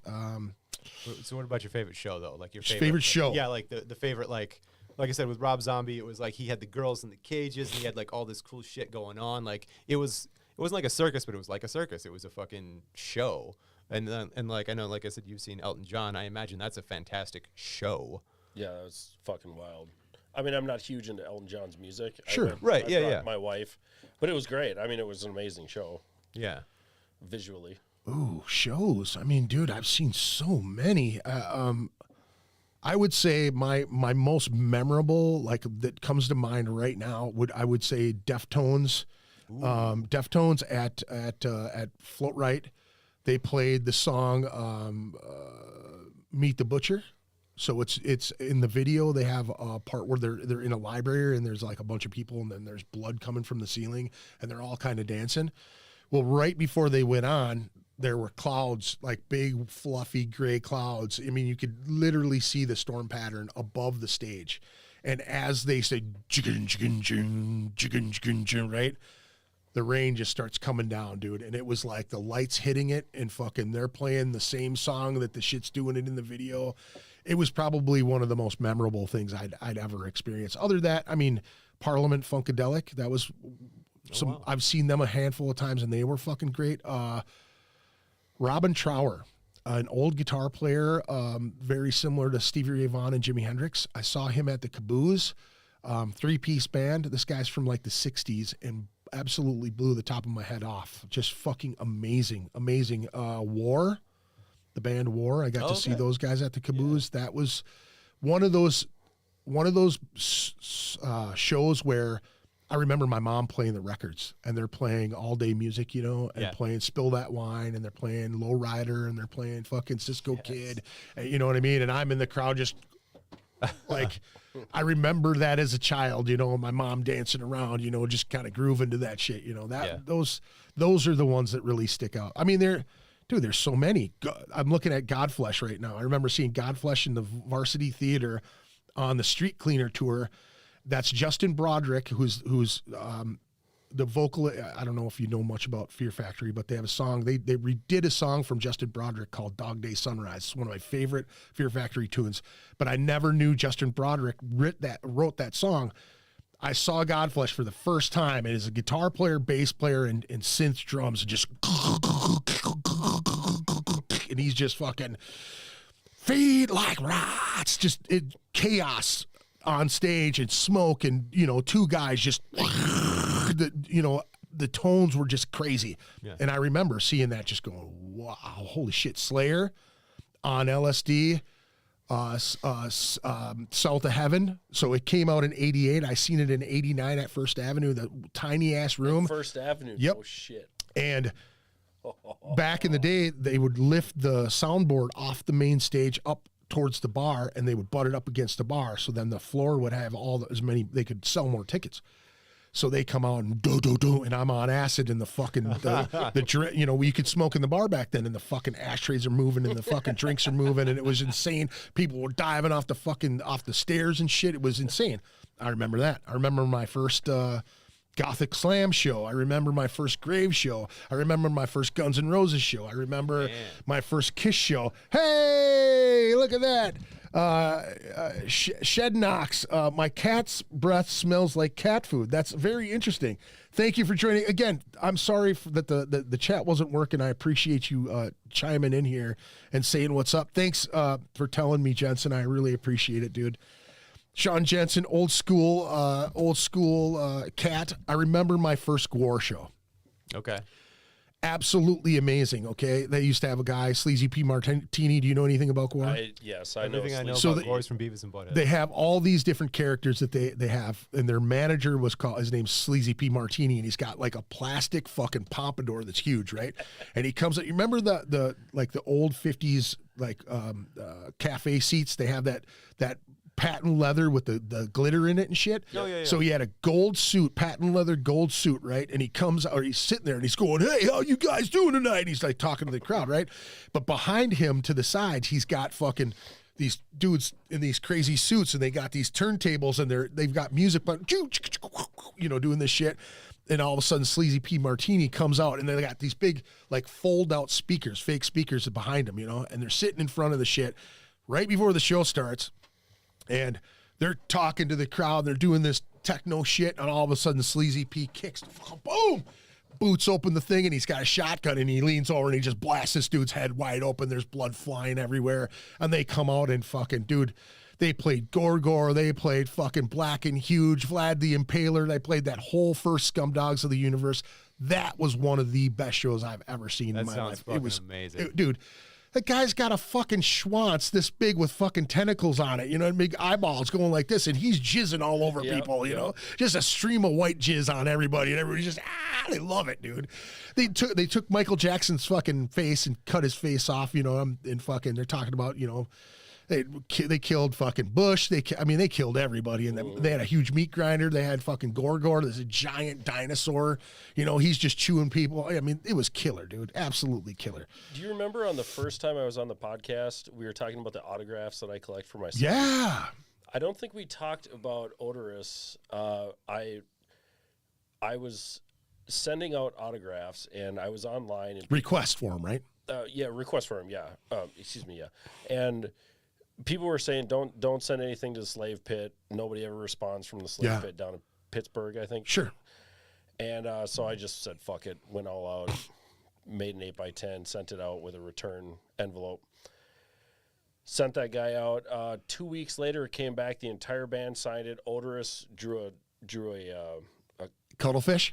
I think the cuttlefish it was for my son. Yeah. And they all signed it to Zayden. And the day it came back in the mail was the day he OD'd. So it might be one of the last. It's one of his last autographs. Dave Brocky. That's fucking crazy, dude. Yeah, I have the date on the back of the picture of it coming back in the post. Wow. And it's the day that it was announced that he passed. Wow, that's crazy. Yeah. The connection of that stuff. I mean, I had free tickets to Blind Melon. The dude died right before that show. Brad Noel. I was super stoked to go see Sublime, and dude died right before then. You know what I mean? It's like the Fugees. I had fucking free tickets for First Avenue to go see the Fugees. They broke up. Lauryn Hill did her thing. Wyclef Jean did his thing. Totally missed that. I did get to see Naughty by Nature in First Avenue. That was fucking amazing. LL Cool J in First Avenue. That was amazing. Oh shit. Is there anyone that you haven't seen that like you really want to see that you've just never? Kendrick Lamar.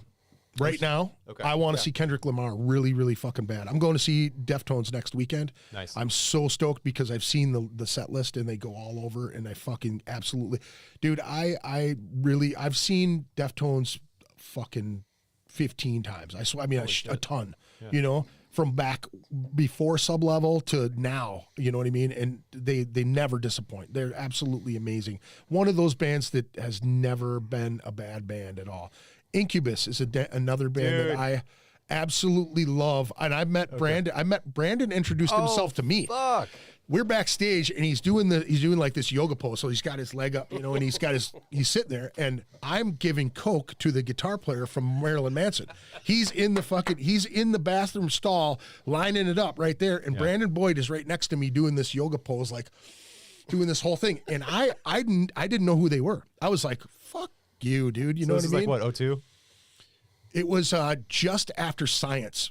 Oh, so that's we're talking 98 then. Yeah, so it's just after Science. Okay, so when I met him again, okay, so I was at a fucking retail outlet in I want to say like North Branch, up north, right? And I just I'd heard the song Drive on the radio, right? Yeah. And there's a part in there where he does a vocal change where he just kind of goes like that, you know, like and it just grabbed me like an old soul album would, you know what I mean? Yeah. And it was just a little thing. He's like, I grab the wheel and I drive, and then he kind of stretches it out and he does a little pitch shift, a little pitch change, and it caught me. I bought everything they had, right? Yeah. I realized that I was standing next to this fucking guy, and I'm like, I'm a fucking asshole. You know what I mean? Like, I'm like, who the fuck are you, dude? I'm here with the radio station, bitch. What? Yeah. I'm doing coke with the fucking guitar player for fucking Marilyn Manson. Fuck you, you know? Yeah. When I met him again, I was like completely starstruck. Like, just holy fuck, man. And then getting to smoke weed with him. You know what I mean? Like, it was his birthday, and I was offering him weed, and he's like, I actually do it the other way around. He's like, when it's my birthday, I stay sober. And I was like, dude, here, take this. Dude, I had a fucking, this is funny. I had fucking 150 pills of ecstasy in my backpack. I had a half pound of weed in my backpack, about an ounce and a half of cocaine in my backpack, okay? I bought my brother tickets for Area 51. So it was Incubus, Nelly Furtado, Moby, Outcast, right? So we're in the pit, and we're watching fucking Outcast, and we're fucking jamming, rocking out. We're drinking all day, having a good time. My one buddy's talking to the cops, okay? I've got a backpack full of drugs that I snuck into this fucking concert, right? This kid is walking through the crowd, and he's shoving people, get the fuck out of my way. And he's just this punk, you know? And I'm watching him, and he runs right into my brother. Boom. And he shoves my brother, get the fuck out of my way. And I was like, I was like, hey, man, watch your fuck you, you punk. I threw a jab at him, and he moved. I just lunged, and I had my arm around his neck so fast, and I locked him up. I was choking the living shit out of him. My brother grabbed a hold of him, and he just gave a whoom, let him have it. Dude dropped to the ground, and we both had like hand on hand, and we both booted this fucker in his head. And I ran through the crowd with all these drugs in my thing, and I run like this. My buddy's sitting there like this, talking, yeah, so how's your day going? You know, he's just all fucked up talking to this cop. I shit you not, dude. These cops chased us all the way to this cop. My buddy's sitting there talking to him. He'll tell you to this day, he's like, dude, all I was doing was making fucking friends with this cop so he would keep us out of trouble the rest of the day. We stood by this cop. They didn't fuck with us at all. I was dodged. Oh, that's fantastic. I'm going to jail, man. Well, Brandon Boyd, when I met him there, that was absolutely fucking amazing. I met him one other time too, and he's such a cool guy, such a down to earth dude, so talented. I absolutely love that band. Well, and so ironically enough, that is the answer to that question for me is Incubus. They're my favorite band that I have never gotten to see. So the closest that they're going to get to us is Milwaukee. My birthday is September 25th. They're playing September 24th. So we bought VIP tickets. And well worth it, dude. We're fucking going. I'm so excited. And if I had to... Well, I just go ahead. You can keep going. I'm just laughing. Jensen, tell me the story behind the Aaron Lewis thing, dude. He just said, he goes, I smoked weed with Justin Broderick at that show I was talking about, that Godflesh show. Oh, that's fantastic. Because he was in this, he knows what I'm talking about. He's been around as long as I have. Longer than I have. What was the story behind the Aaron Lewis thing? He put must be back to the vocalist thing. So, you got VIP tickets to Incubus. Yeah, in Milwaukee. And then so if I had to pick like one album for the rest of my life, probably as much as I love Silverstein, as much as I love Seven Dust and Era, honestly, Morning View for my money is probably one of the best albums ever fucking made, dude. 100%. From front to back, it is fucking amazing. It's one of my favorite all-time albums ever, dude, for Absolutely. sure. I listen to that shit. Dude, Circles is the fucking, that tune, that doom da dee doom doom da da da doom da dee doom that it comes in, boom da bam boom boom. It's so fucking heavy. The hair standing up. That totally. shit's fucking awesome, dude. Well, and I think it begins with Nice to Know You. Like it's just the way that builds. Like, Yeah, that's a great album, man. Good choice, Johnny Cash. So wait. Is there an Aaron Lewis story? Am I missing something? Yeah, I don't know. Hopefully he there's a delay, so that he'll probably, maybe he's probably typing right now. He's old, so didn't you have got to put his glasses on. And Did you have an Aaron Lewis story? I met Aaron Lewis once. Okay. We're talking about the singer Stained, right? yeah, One time, and that was at X Fest or Ozfest. It must have been X Fest because I was backstage. And was it clam bake? Was it clam bake? No, I don't think so. I sold him a half pound of weed. I'm not even lying. My friend called me on the phone. He said, "I'm down here at the stage show. They're looking for weed. Can you get some?" I said, "Yep." How Got much? it in my backpack. He goes, you got a half pound? I said, "Are you serious?" I'm like, "Yeah, I got a half pound. What do you want me to bring?" I go, "Dude, there's fucking security everywhere. Cops all over the fucking Xcel Energy Center, right?" He goes, "Just knock on the door. Security will come to the door. Ask for me. I'll walk you back there." So I walk through. I got a fucking bag of dope in my fucking arm. Walk through the door. Walk past all these cops, and I'm like, get backstage. Fucking road dude goes, "Here's the cash." Fucking, we cut it open, took a sniff. He goes, "Here's a backstage pass. Enjoy the show." I was like, Nice. what the fuck, That's dude? fucking amazing. Not as amazing as selling a couple ounces of blow to fucking Marilyn Manson. That was pretty crazy too. So Limp Bizkit, Show Me What You Got. The lyrics, Stained, a brand new drug for your vein. Right there. There you is. go. Never saw them either. Who's that? Never saw Limp Bizkit live. I did. I did. Multiple times. They're fun. Really fun. Some on Family Values twice. Okay, yeah. Like seeing him like right after a Significant Other, I think would have been fucking amazing. I keep seeing things pop up. I'm waiting for Sean to tell me the story about Aaron Lewis. Come on, Sean. Hopefully, it's just that he really enjoys the dude's voice, because he does have a great voice. Aaron Lewis. His country stuff isn't bad. I've never listened to it. I never really gave it. I'm not a fan of new country. I like old country. I'm tired of his political crap, but just keep that out of it. You know, the political stuff. I mean, for the most part, he's going too far. There's a certain level, in my opinion. Yeah. He's going a little far. I think, everybody's got a goddamn opinion about something. You ever talk to David Draymond? Fucking hate that dude. Okay, so just real quick, for me, going back to stage presence, he was also extremely memorable because he always talked to the crowd in like some Victorian tone. He's like, such a prick, dude. Okay, gotcha. He's an absolute prick. And I'll tell you why I don't like those guys to begin with. There's a band from Minneapolis. I mentioned a guy named Earl Root. His band's name was Disturbed. They took that name directly from him, sent a cease and desist. They were going to get sued for the name and got a record contract all in the same breath, basically. And he's like, well, I said, why didn't you ever fight that? He's like, well, I've got, you know, Joe Blow from fucking Northeast Minneapolis. They've got, you know, their record label and all their lawyers. So he just never fought it. But Disturbed was a band from Minneapolis, and that was their name from here. Earl Root's original band. Now David Draymond, meeting him backstage with Korn, he was horrible to his, you know, this is a situation with Sublevel, and it moved from there. We had a lot of connections with the radio station, so we would get a lot of backstage passes and opportunities to meet these people quite a bit. So hanging out with Fieldy and Monkey from fucking, you know, from Korn, bullshitting, meeting David Draymond and him being horrible to his guests and his friends, or, you know, and the people, like, just really kind of pompous, you know what I mean? Like, Sully Erna's another guy that I met early in his career that I thought was really fucking cool at first. That's from Godsmack. Yeah. Thought he was really cool.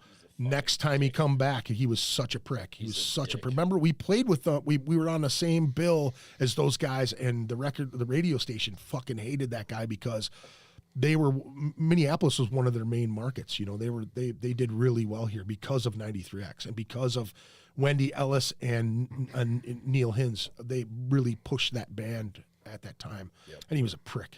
What about Phil Labonte? Who was that? All That Remains.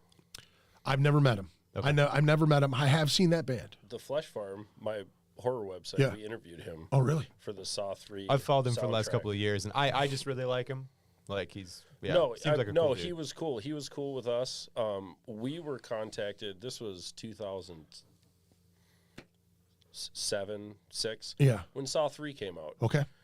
And, you know, all the Saw films have like a metal soundtrack to it, and they had all the remaining song. This Calling was on there. Okay, yeah. And so they contacted us to see if we wanted to interview him, and I was like, sure, yeah, we'll interview him. I didn't really know who they were. Yeah. But I was like, sure, we'll try it out, whatever. And so Jolene, one of my staff back then, she interviewed him, and he was great. He was a cool guy. So everything was, and he seemed to be a cool guy through the years. Yeah, I really like him. So yeah.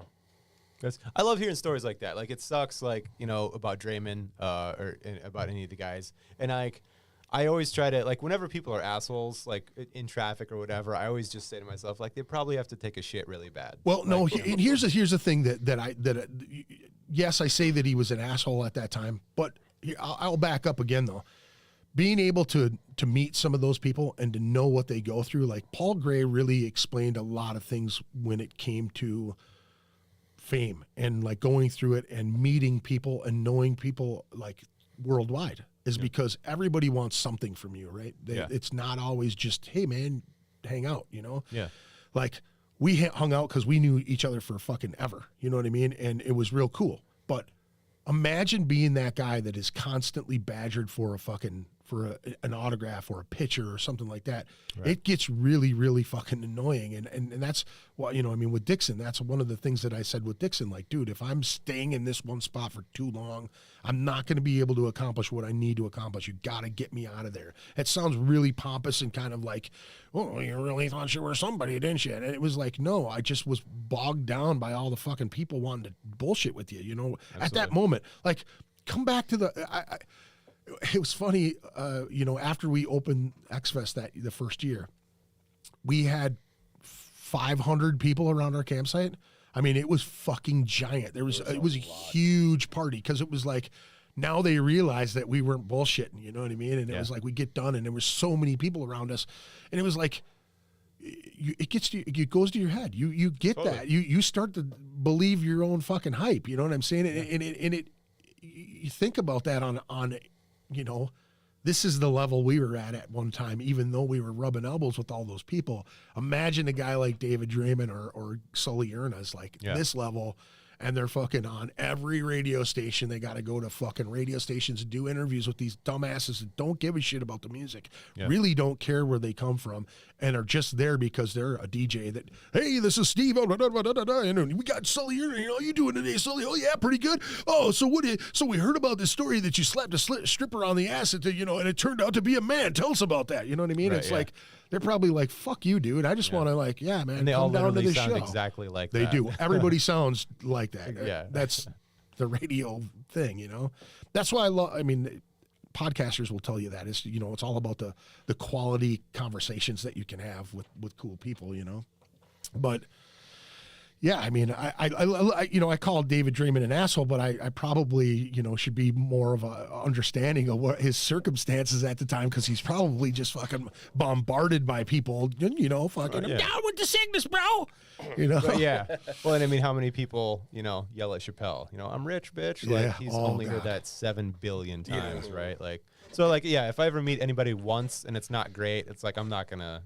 Like, yeah, hey, maybe they had a bad day, you know. Maybe Yeah. someone pooped in their punch bowl.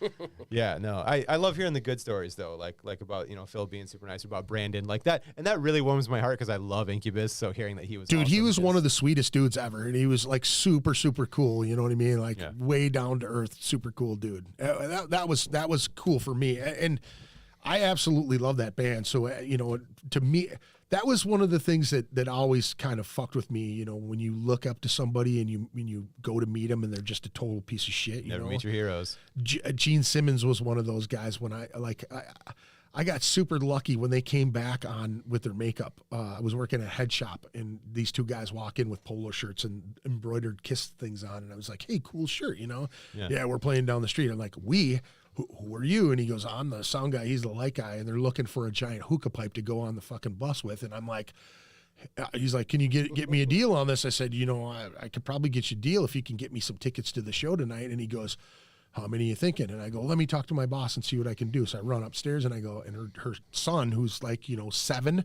you know, at the time, is a huge Kiss fan. His dad's a drummer, right? So he's fucking a huge Kiss fan. So I go, the sound guy and the light guy, and I'm freaking out. I'm going, are down here trying to buy a fucking pipe. They'll give us tickets. What can I give them? She goes, put it in a bag and fucking give it to him, but I get 2 of those tickets. And I go, she goes, my son's favorite band is Kiss. And I go, done. I went downstairs. I put that fucker in a bag, and I go, my name's Greg Chilton, you know. I wrote it down on a piece of paper. He goes, they'll have 4 tickets and 4 backstage passes. And when I went back there and I had a chance, dude, I wanted to meet Gene Simmons my entire fucking life since I was a little kid. And he was just a prick. I was just like, yeah, I'm good.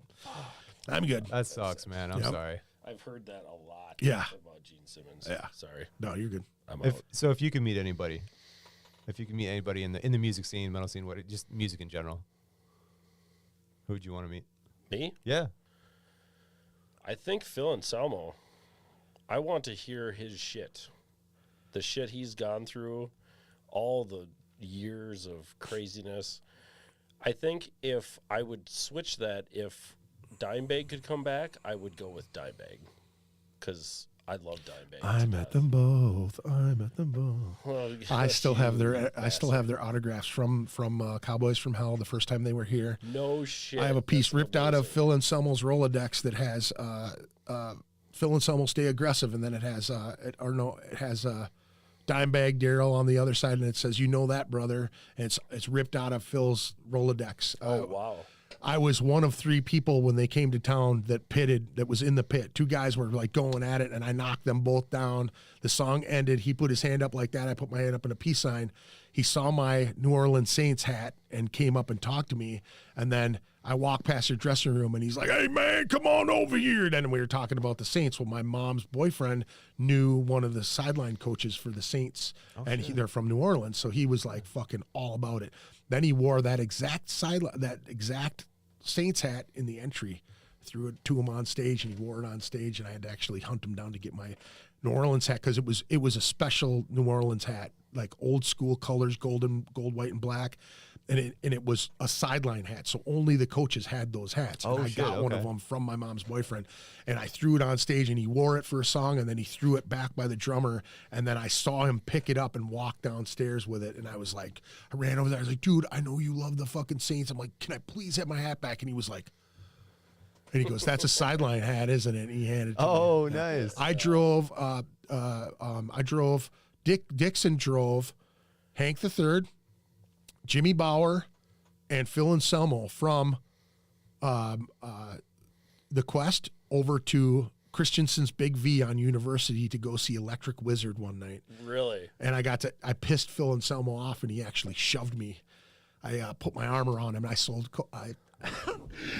drugs to fucking Hank III too. I sat in the car, some random dude's car with a CD, lining up lines with Hank III. He's wearing his granddad's boots that were all duct taped, but that was like super awesome too. That's you know? wow. Yeah, That's that was pretty amazing. cool. Yeah, it was pretty fucking cool. Amazing. And in the alley, when Down came the first time, I was in the alley fucking scooping fucking drugs into fucking Pepper Keenan's. He's going, no, man, I don't want to. Okay, man, fucking. And then fucking Rex. And then being on stage, Mikey Doling, when they toured with Morbid Angel and Pantera, standing on the side of the stage when Pantera played. Yeah, we did the after show for them. Yeah. Yep. I remember Mikey standing out there when I was doing my drum check. Yeah. He's sitting right on your riser, Yeah. smoking weed. And I was completely confused with who he was. I know I had heard you talking about him, but I'd never met him before. Yeah. So yeah, I saw him standing there, longer black hair. Yep. I was just like, I have no idea who that is. And then we all got tickets.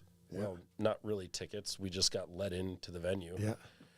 And yeah, it was crazy. It's like, oh, I get who that is now. That's Yeah. Mikey. Yeah. Right on. From He's Soulfly Yeah, at the rocking time. out at Yeah. Soulfly up on stage. So Yeah, he told a really cool story about how he got on Soulfly, how he got to be a part of Soulfly. He said that after Len Straight had passed away from snot, that he had gone through a really dark time, and that he wasn't playing, and that Max's wife had, took a shine to him and asked him to come play with Max with Soulfly on that first album. Because Logan played that. Logan from Machine Head recorded that first album with them. He was the original guitar player, from what I understand. But then Mikey jumped on with that crew, and that's how he was. That was crazy because he found us. Like, he came and watched us upstairs and like found my girlfriend, was like, who the fuck is this band? I need to know who this band is. Then I'm standing in front of the snot guitar player, and he's going, I fucking love your band. Here's my phone number. Like, you got to get me some material. I'll hand it to the right people. And then the phone calls started coming in, man, Yeah. Aaron Lewis is an amazing voice, and his country work is fucking awesome. That's what Sean was saying. I appreciate that, Sean. Sean's a good judge of vocal range and character. He likes that stuff. Sean's good people. Again, like I said, Sean's a old school guy who's been around a little longer than I have, even. Yeah, check out Country Boy. It's a good song. Yeah. Yeah, one thing adulthood has taught me is that a lot more people do coke than you realize. Yeah. As a kid. So yeah, coming up, it's definitely out there. But did you say you met Seven Dust as well? Oh yeah. Okay, yeah. I partied with those guys a few times. Once at the Clam Bake, and then we went down to. That would be the second time. I partied with them one other time after that too. So were they fairly close with Snot then? Because I know they did Angel's Son for Lynn. Yes, they were. Yep. Okay. Yep. Yeah. All them cats. They all ran together. All them dudes. Okay. Yeah. It was all the same time. Everybody was coming up around that same time. You know what I mean? Limp Bizkit and fucking Snot. Well, and now after hearing what you said about Fred Durst, that he was the one going around, like, to the local radio stations, like, Yeah. give me your best guys. Like, that's super interesting because I feel like he was kind of portrayed as like just kind of the narcissistic front man. He was just a bro. He right? really was, though. I mean, even the guys in Korn, like later on, after they got big, like Limp Bizkit got really, really big. They even said they apologized to the world that they unleashed Fred Durst onto the world, is what they said. But man. they've since obviously they're still friends and all that shit. But yeah, there was a lot of that was the thing, though, is he was the head of Interscope at one point. You know what I mean, for that division. Was? Yeah. Oh shit. That's how he did all of that. Once they got big off that $3 Bill album, that first one that they did with Faith on it and all that shit, they had a lot of pull from that. They played big venues after that album. And then I seen Wes Borland with Big Dumb Skull. I think it was what is the other band with his brother. That's a cool album too. I know the first one that they did was really cool. So did you watch like TRL back in the day? Like, cause that's where like most of this came from for me. Like, I'd get home after school, put on TRL, and you'd watch, the fucking battle for the top 10. Yes and no. I mean, I kind of like kept my eye on it, but it wasn't like something that I really, I mean, if it was on, I would definitely watch it. I loved MTV. It was like, when I was coming up, it was so different than, when I was in high school. You know what I mean? Oh, like yeah, totally. They changed Even for it. me. Yeah, they changed it so much, but that was like, I mean, even to this day, dude, I will hear a song and I'll want to know what they put to it as a video. Like, Yeah.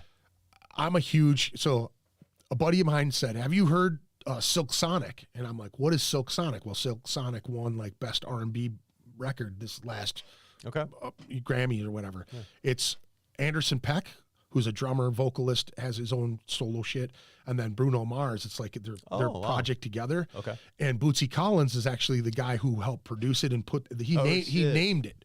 And it's like really old school, like neo soul shit. It's really, really good. Okay. And I've been playing that album nonstop for like the last 3 weeks. Just like put it in my car and just rip it on the way to work, on the way home, or more. It's just like that good vibe of all the things that I really like. You know, the funky weird shit, and then like the, you know, the booty shaking fucking panty dropping shit. I love it, you know. I'm so all over the place when it comes to music, you know what I mean? Like, oh, totally. When you guys walked in, I was listening to the new Immolation, which is absolutely amazing. I mean, I'm going to see Gojira next week, Goat Horrors tomorrow, which is at the band Acid Bath. That's the original guitar player. Sammy Duet's playing in Goat Horror, which we played.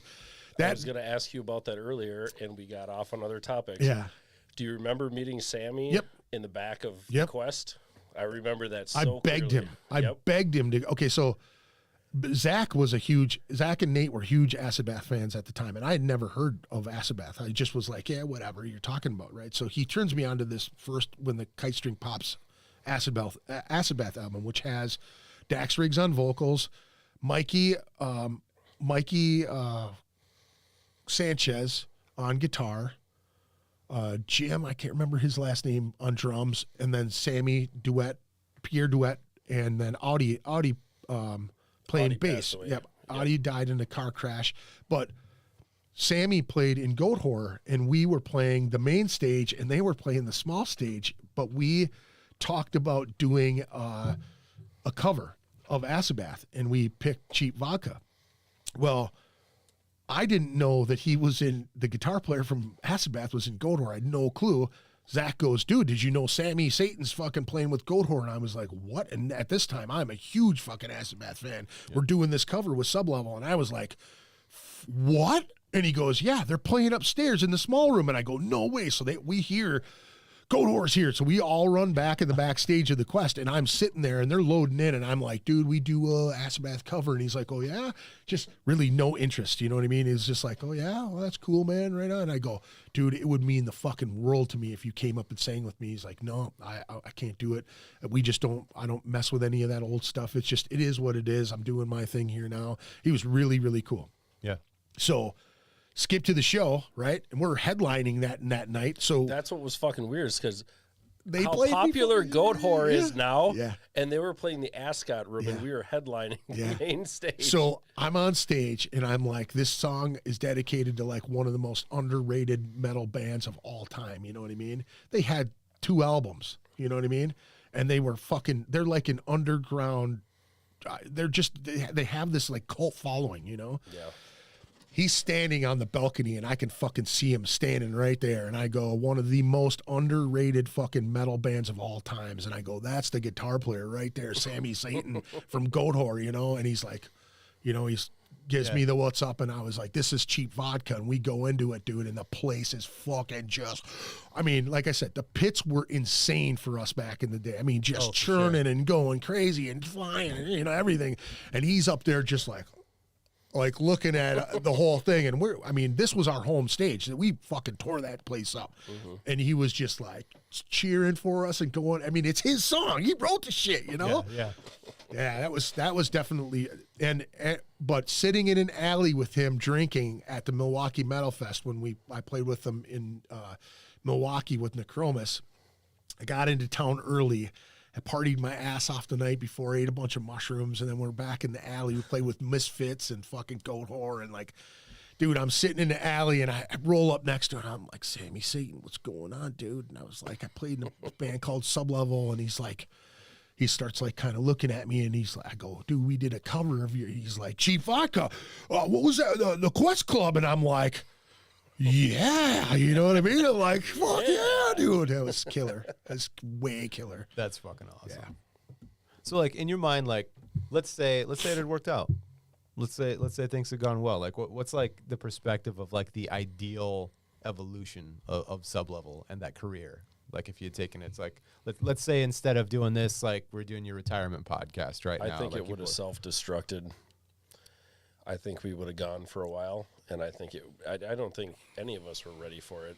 We were on our way there already. You know what I mean? Yeah. Like, okay, so To self-destruction, you mean? Yeah, yeah. Okay. I mean, it was like the thing you always hear, which sounds really super corny as fuck, but going really fast and burning out fast is what it was. You know what I mean? Yeah. We released one album, that was it. But it was an album, and like the shows made an impact on people that, I mean, Tuesday night, walking through a crowd of people, I had a dude go, "Holy fuck, Sublevel." You know, and I look over and he's like, "Dude, I love that band." No idea, never met the dude before. He just gave me the horns and walked away. Damn. You know what I mean? And that happens all the time. Yeah. It happens all the fucking time, you know? I mean, even with all the bands that I've done, you know, I guess just being around for 30 fucking years, you know what I mean? I think if we were able to get past that first album, we were on our way to writing some really cool stuff. There was some stuff that we had written that never got recorded that was really cool, you know?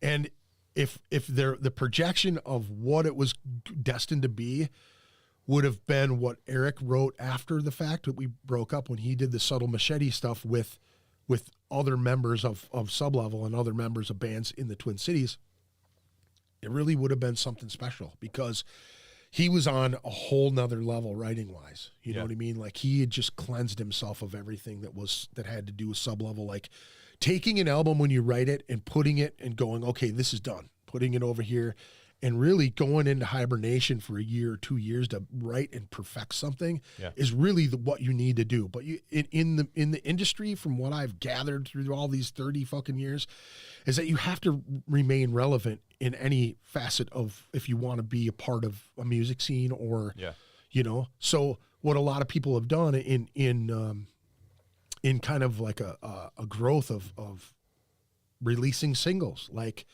okay, we worked really hard on these 10 songs, right? We're going to release one every few months till you release the full album. You know what I mean? Yeah. Like, it started to become a thing, you know, and I think that you have to, that was something that we were horrible at. We were wanting to get the gratification. You know what I mean? Like, we were already there and feeling it. And like I said, that the second year we played X Fest, it was a whole different experience. We'd already experienced all that shit, you know? Yeah. Now it was more of a humbling, like, let's enjoy this a little bit more, you know? And like, I had more of a fun time on there. I don't remember playing it as much as I do the first time, but I remember being more relaxed. I remember, you know, not being so like fucking starstruck by everybody around me. Like, I deserved to be there. You know what I mean? Okay.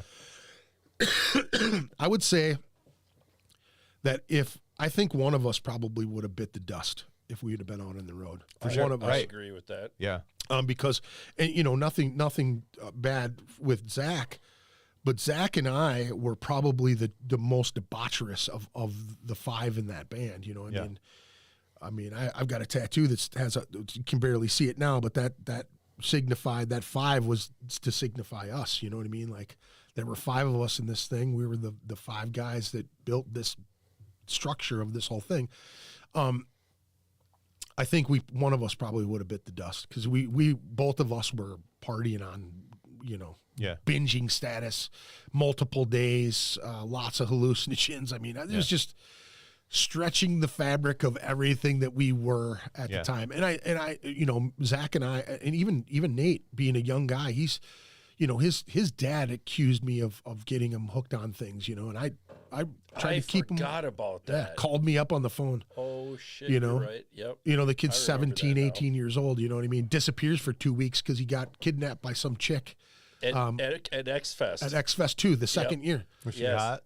Huh? Was she hot? Nobody saw her. She was hot. I remember Oh, her you being saw hot. her? Yeah, she was fucking That's eating. fine. She was eating fucking lunch right in front of us. She came to town with Hatebreed. She followed Hatebreed there. Oh shit! See, And I then- didn't know that. Oh Part. my god, dude. Oh, that the was only the part I was told was when he got back, when he disappeared, and then he got back, and I was like, dude, What the fuck where happened? The fuck Yeah, were we you? were- dude, we were looking for him for 2 weeks. We're like 18. Yeah, We're yeah. like, and then I'm just like, dude. Dude gets kidnapped and sexually molested the entire time, dude. I remember this chick coming up to him and just going, like, I'm taking you with me. You know, this chick saying it to him, you know, and her being hot, and like she's at the table with Hatebreed, and he's sitting at the table with Hatebreed, like looking at her like, God damn, she's fucking smoking. I'm gonna bang this, and looking at us like, like a deer in the headlights. You know what I mean? And then all of a sudden he's gone, like he was not on the grounds anymore. And then it was like disappeared. And then when he came back, his family was looking for him. His brother was looking for him. We were looking for him for band practice. He was gone for like 2 weeks, and then comes back. Did he come back on a Greyhound or some weird shit, or did she drive him back? Or Honestly, I don't remember. I wish he would talk to. I wish he would talk to me so I would understand this shit. Because I want to hear the rest of this. I want to hear about those 2 weeks. Join us on this podcast. Fucking get him on the horn. Let's go. Yeah. Well, I mean, Zach said that they watched it and they were frustrated and wanted to like set the record straight. That's just how Zach, dude. Zach's like, and. Is he the intense one you talked about? Yes. Yeah. Okay. Yeah. Zach is very intense. He's a very nice guy, very great guy. He's a very intense character. He fills the room very fast. Yeah. If Zach, yo, come on, man, sing with me. That's Zach. yeah, I kid you not. that's it. I like him already. Yeah. Fuck yeah. Give me that whiskey. Where is he? If this motherfucker's within yeah! I've been working on that one for a week, man. That's Zach, bro. That was it back then. Dude, people would tell, what the fuck is wrong with Zach, dude? Okay, so now, like I said, my only exposure to you guys back then is the Hours on End videos. So Yeah. which one is he? Bass player. Bass player. Bass player. Okay. Then you have like not overalls, but he's got like a fucking jumpsuit on. Or No, something. we all had Dickies. Yeah, We all wearing Dickies. Dickies. Yeah, we always Okay. wore Dickies. Gotcha. Yeah. All right. Yeah, we all wear in black. I still have my full uniform. No way. I have the whole fucking thing. I could wear it. I should have worn it tonight. It's a little tight. Yeah. Just buttons are pulling It's a apart. little and shit. tight. Just your belly button sticking through it and shit. Yeah. Hey, Greg. Hey, how's it going? Thanks for having me back, Greg. Oh, that's fucking great, dude. Dude, I love it. That's so Sean awesome. just drops the bomb right here. He said, Phil should have died, not dime. Ooh. That's deep, bro. That's deep, Sean. That's pretty heavy shit. That's deep. is heavy. That's deep. Well, Sean probably met all them guys back in the day. He worked at First Avenue back then, man. Sean is he's connected, man. He's been connected for years, So kind of going back to like one thing I said earlier, and the reason why like having like Kitty on or CrossFit or something like that, like I think it'd be interesting to hear like you talking about like how we did X, Y, and Z, and then having one of those people being like, okay, so yeah, we kind of saw that too, and then this is what we did instead or whatever. Like they were super young when we were doing that. They were right around They were my age. Dan Yeah. and Nate's age at that time. Well, So they're they also really hot, so I mean that's 17. why Oh, well, I, dude. yeah, Yeah, they were why I'm actually pushing for way that. hotter in person. Don't tell me that. They Don't were, tell me that. That's great bodies. Remember Stop it. 100% that true. drummer, Stop it. dude? He was like, oh my god, totally smoked that drummer up, man. Oh, jeez Louise. Yeah. It was the real deal. My girlfriend at the time, Lisa. Hi, Lisa. Yeah. Heyo. Yep. Never ever would have cheated on her. Never been a cheater. But But I had some thoughts. How would you not? That's fucking Kitty, yeah, dude. Kitty you rolls know? up to you. You're gonna do whatever the fuck they say. Well, they did roll up on him, man. They Right, fucking yeah. watched. Like I said, man, he was a focal point. It just wasn't us guys in the front, man. He was a lot of people. The drummer from fucking Cold Chamber liked you a lot too, didn't he? Because didn't you Mike Cox? didn't you hand him some shit? Didn't you help him one time? Like, didn't he break his snare? And fucking, you were right behind. You were on stage when they played. Yeah. So actually, what happened there was we played X Fest. Yep. And I was back behind the stage, and I knew that when he plays, he was one of my favorite drummers. Yeah, So yep, I remember that. I have a very similar drumming style to him because Yep. he was one of my idols. Yep. And I knew that when he plays, he's one of those guys that doesn't give a fuck. He'll break everything. He doesn't give a shit. So a lot of the times he would throw a drumstick backwards. Yeah. Just lose it and not give a shit. And I knew that shit. So I was back like waiting for the baseball to come out of the fucking field, you know. And I got two of them that afternoon, and I brought him up to him. He signed them to me. I still have them. I actually framed them in I saw Cold Chamber in 2016 at First Avenue. Yeah. There. I was there. Yeah, you were at that show. Yeah, so I did the VIP thing, got it all signed to my daughter, and then made a shadow box with all of the. They actually all. I just never kept any of that shit. I so fucking hate myself for it, dude. All of the people that we played with or hung with or took pictures with, never had any of that shit, dude. Never kept any of it. Fuck, kills me. I lost a lot of shit in moves too. You know what I mean? Between me and Rachel, you know what I mean? Like we moved a bunch of times. I mean, this chick I dated, we'd break up and she'd take my shit and hide it or fucking light it on fire or throw it in the trash. Oh yeah, she was horrible. She's still around. She's around. Yeah. Wasn't there some drama between like Cold Chamber and Seven Dust? Like, wasn't there some shit going on there? Well, yeah, because Logan married Raina. Yep, and then Raina, they got into God, and Raina left Cold Chamber because they found Jesus. They had a kid too, right? They had a kid too, and then the song by Seven Dust, "Enemy," is written about Dez. Did Morgan write that? Favreau. I'm not sure. Probably. Okay. I wouldn't doubt it. Interesting. Yep. Not to bring up drama, but No, it's all good, man. Yeah, Fuck it. This is what we do.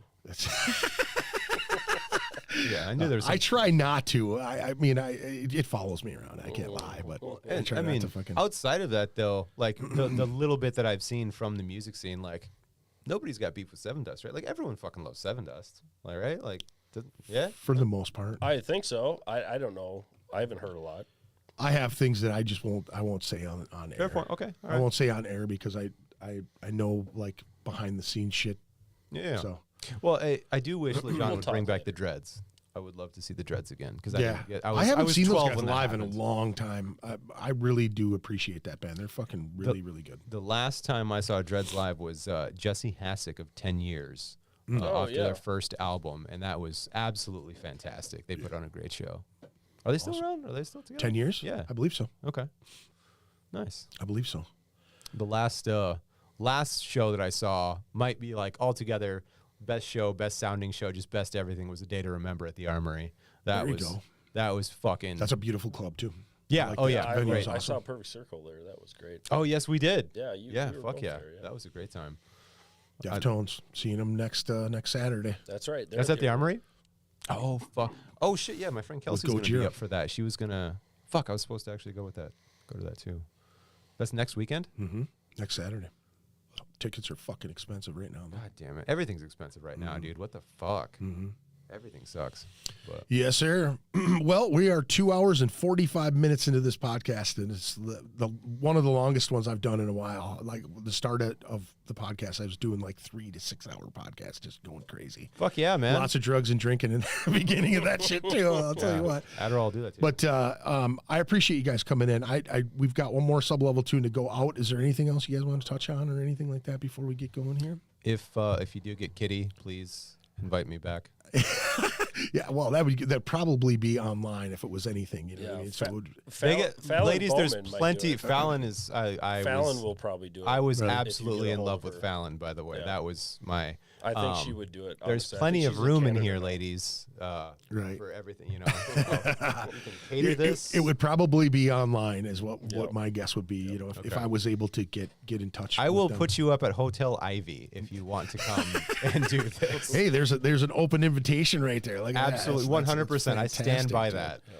Thank you, Greg, for having Yes. us. on. Oh, absolutely, thank you man. so much, no, man. This is a no blast. problem, man. I appreciate you wanted to do it, and Dan coming back again. It's always great to see you, brother. It's been too long. There's time goes by. We've shared some amazing things, dude. I'm just super glad that we became friends and we did what we did. To me, it's like a war thing. You know what I'm saying? Like you've seen things with certain people, and you. Dude, I grew with you. You know, I was way older than you were at the time. You know what I mean? And it was like we shared some cool shit, man. Some very great experiences, man. Things that no one will ever really be able to enjoy. I mean, many times I would look over and see Dan and just know that he was where he needed to be. You know what I'm saying? Absolutely. Like, at that particular time, man, there was no heavier hitter than Dan out there, man, and everybody knew it. Everybody loved watching Dan, you know, fucking flying braids every which way, man. The fucking masks and fucking fishnets and all kinds of shit, man. And I'd like to get back to that place. I'd like to see you do that again. I never got to see you live. I was fucking 12 years old living in Iowa. I didn't get to see it. I would love to see him play drums again. Yes. I know there's a lot of people in the music scene that would love to see him There's play, a lot play of again. people. I will say I did set the setup. The drum set is up. Wow. The Sublevel kit is up. And I have played a little bit. Oh, so there you go. So I mean, I'm flirting with it. So, Maybe like, we'll get back into it. as it sits right now, like you could sit down and play. Like, I mean, I'm not I have talking the like, exact same kit. yeah, Last show we had, I have the exact same kit. Wow. getting a little dangerous, Every and here we're single flirting with piece it. is the same. Well, you know, and that's the thing. I know Zach has always said he would do it in a heartbeat, and I I've always wanted Nate to come back and do it. Eric, I haven't been in touch with Eric for many years, and he was a little older than me too, so he's got to be in his 50s now, and it would just be fun to be in a room with those guys to play this stuff one more time, you know. Oh, and there's people around here, honestly, that are dying for it. That it would really. I mean, there would be no mosh pit like it was back then, but people would really appreciate it because of the history that we had in that small little fucking block of time, you know. That is the thing that I can say that it really made an impact on you know. Dude, I would fucking love to see it. That would blow me away. Me too. I would love fuck to. yes, That'd be fucking great.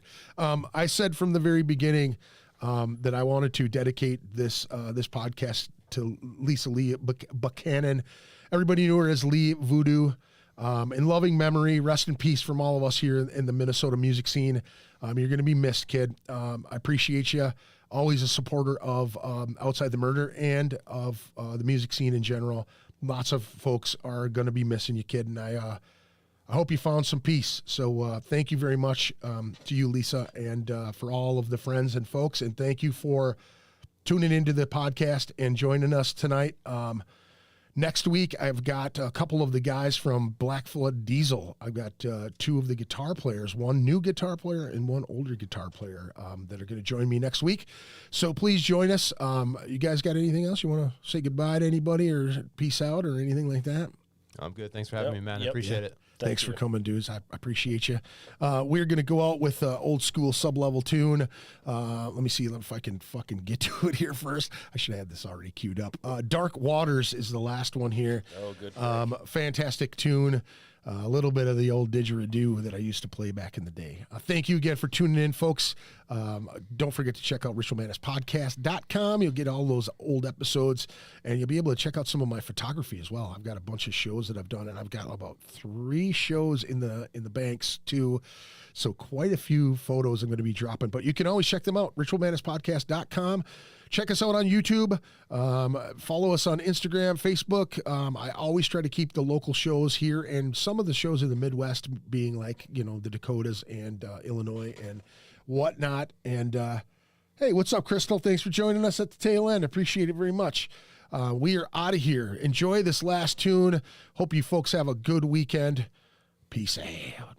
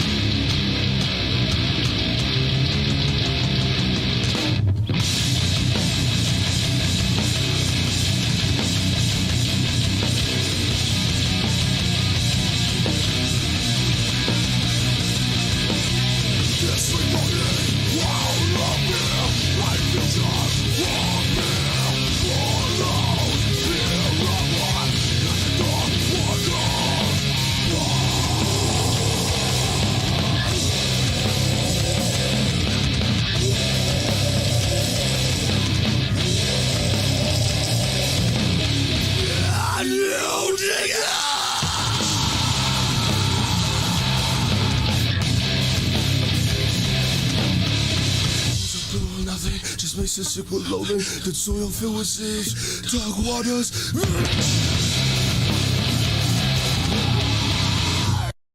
Ritual Madness Podcast. Ritual Madness Podcast. Ritual Madness Podcast.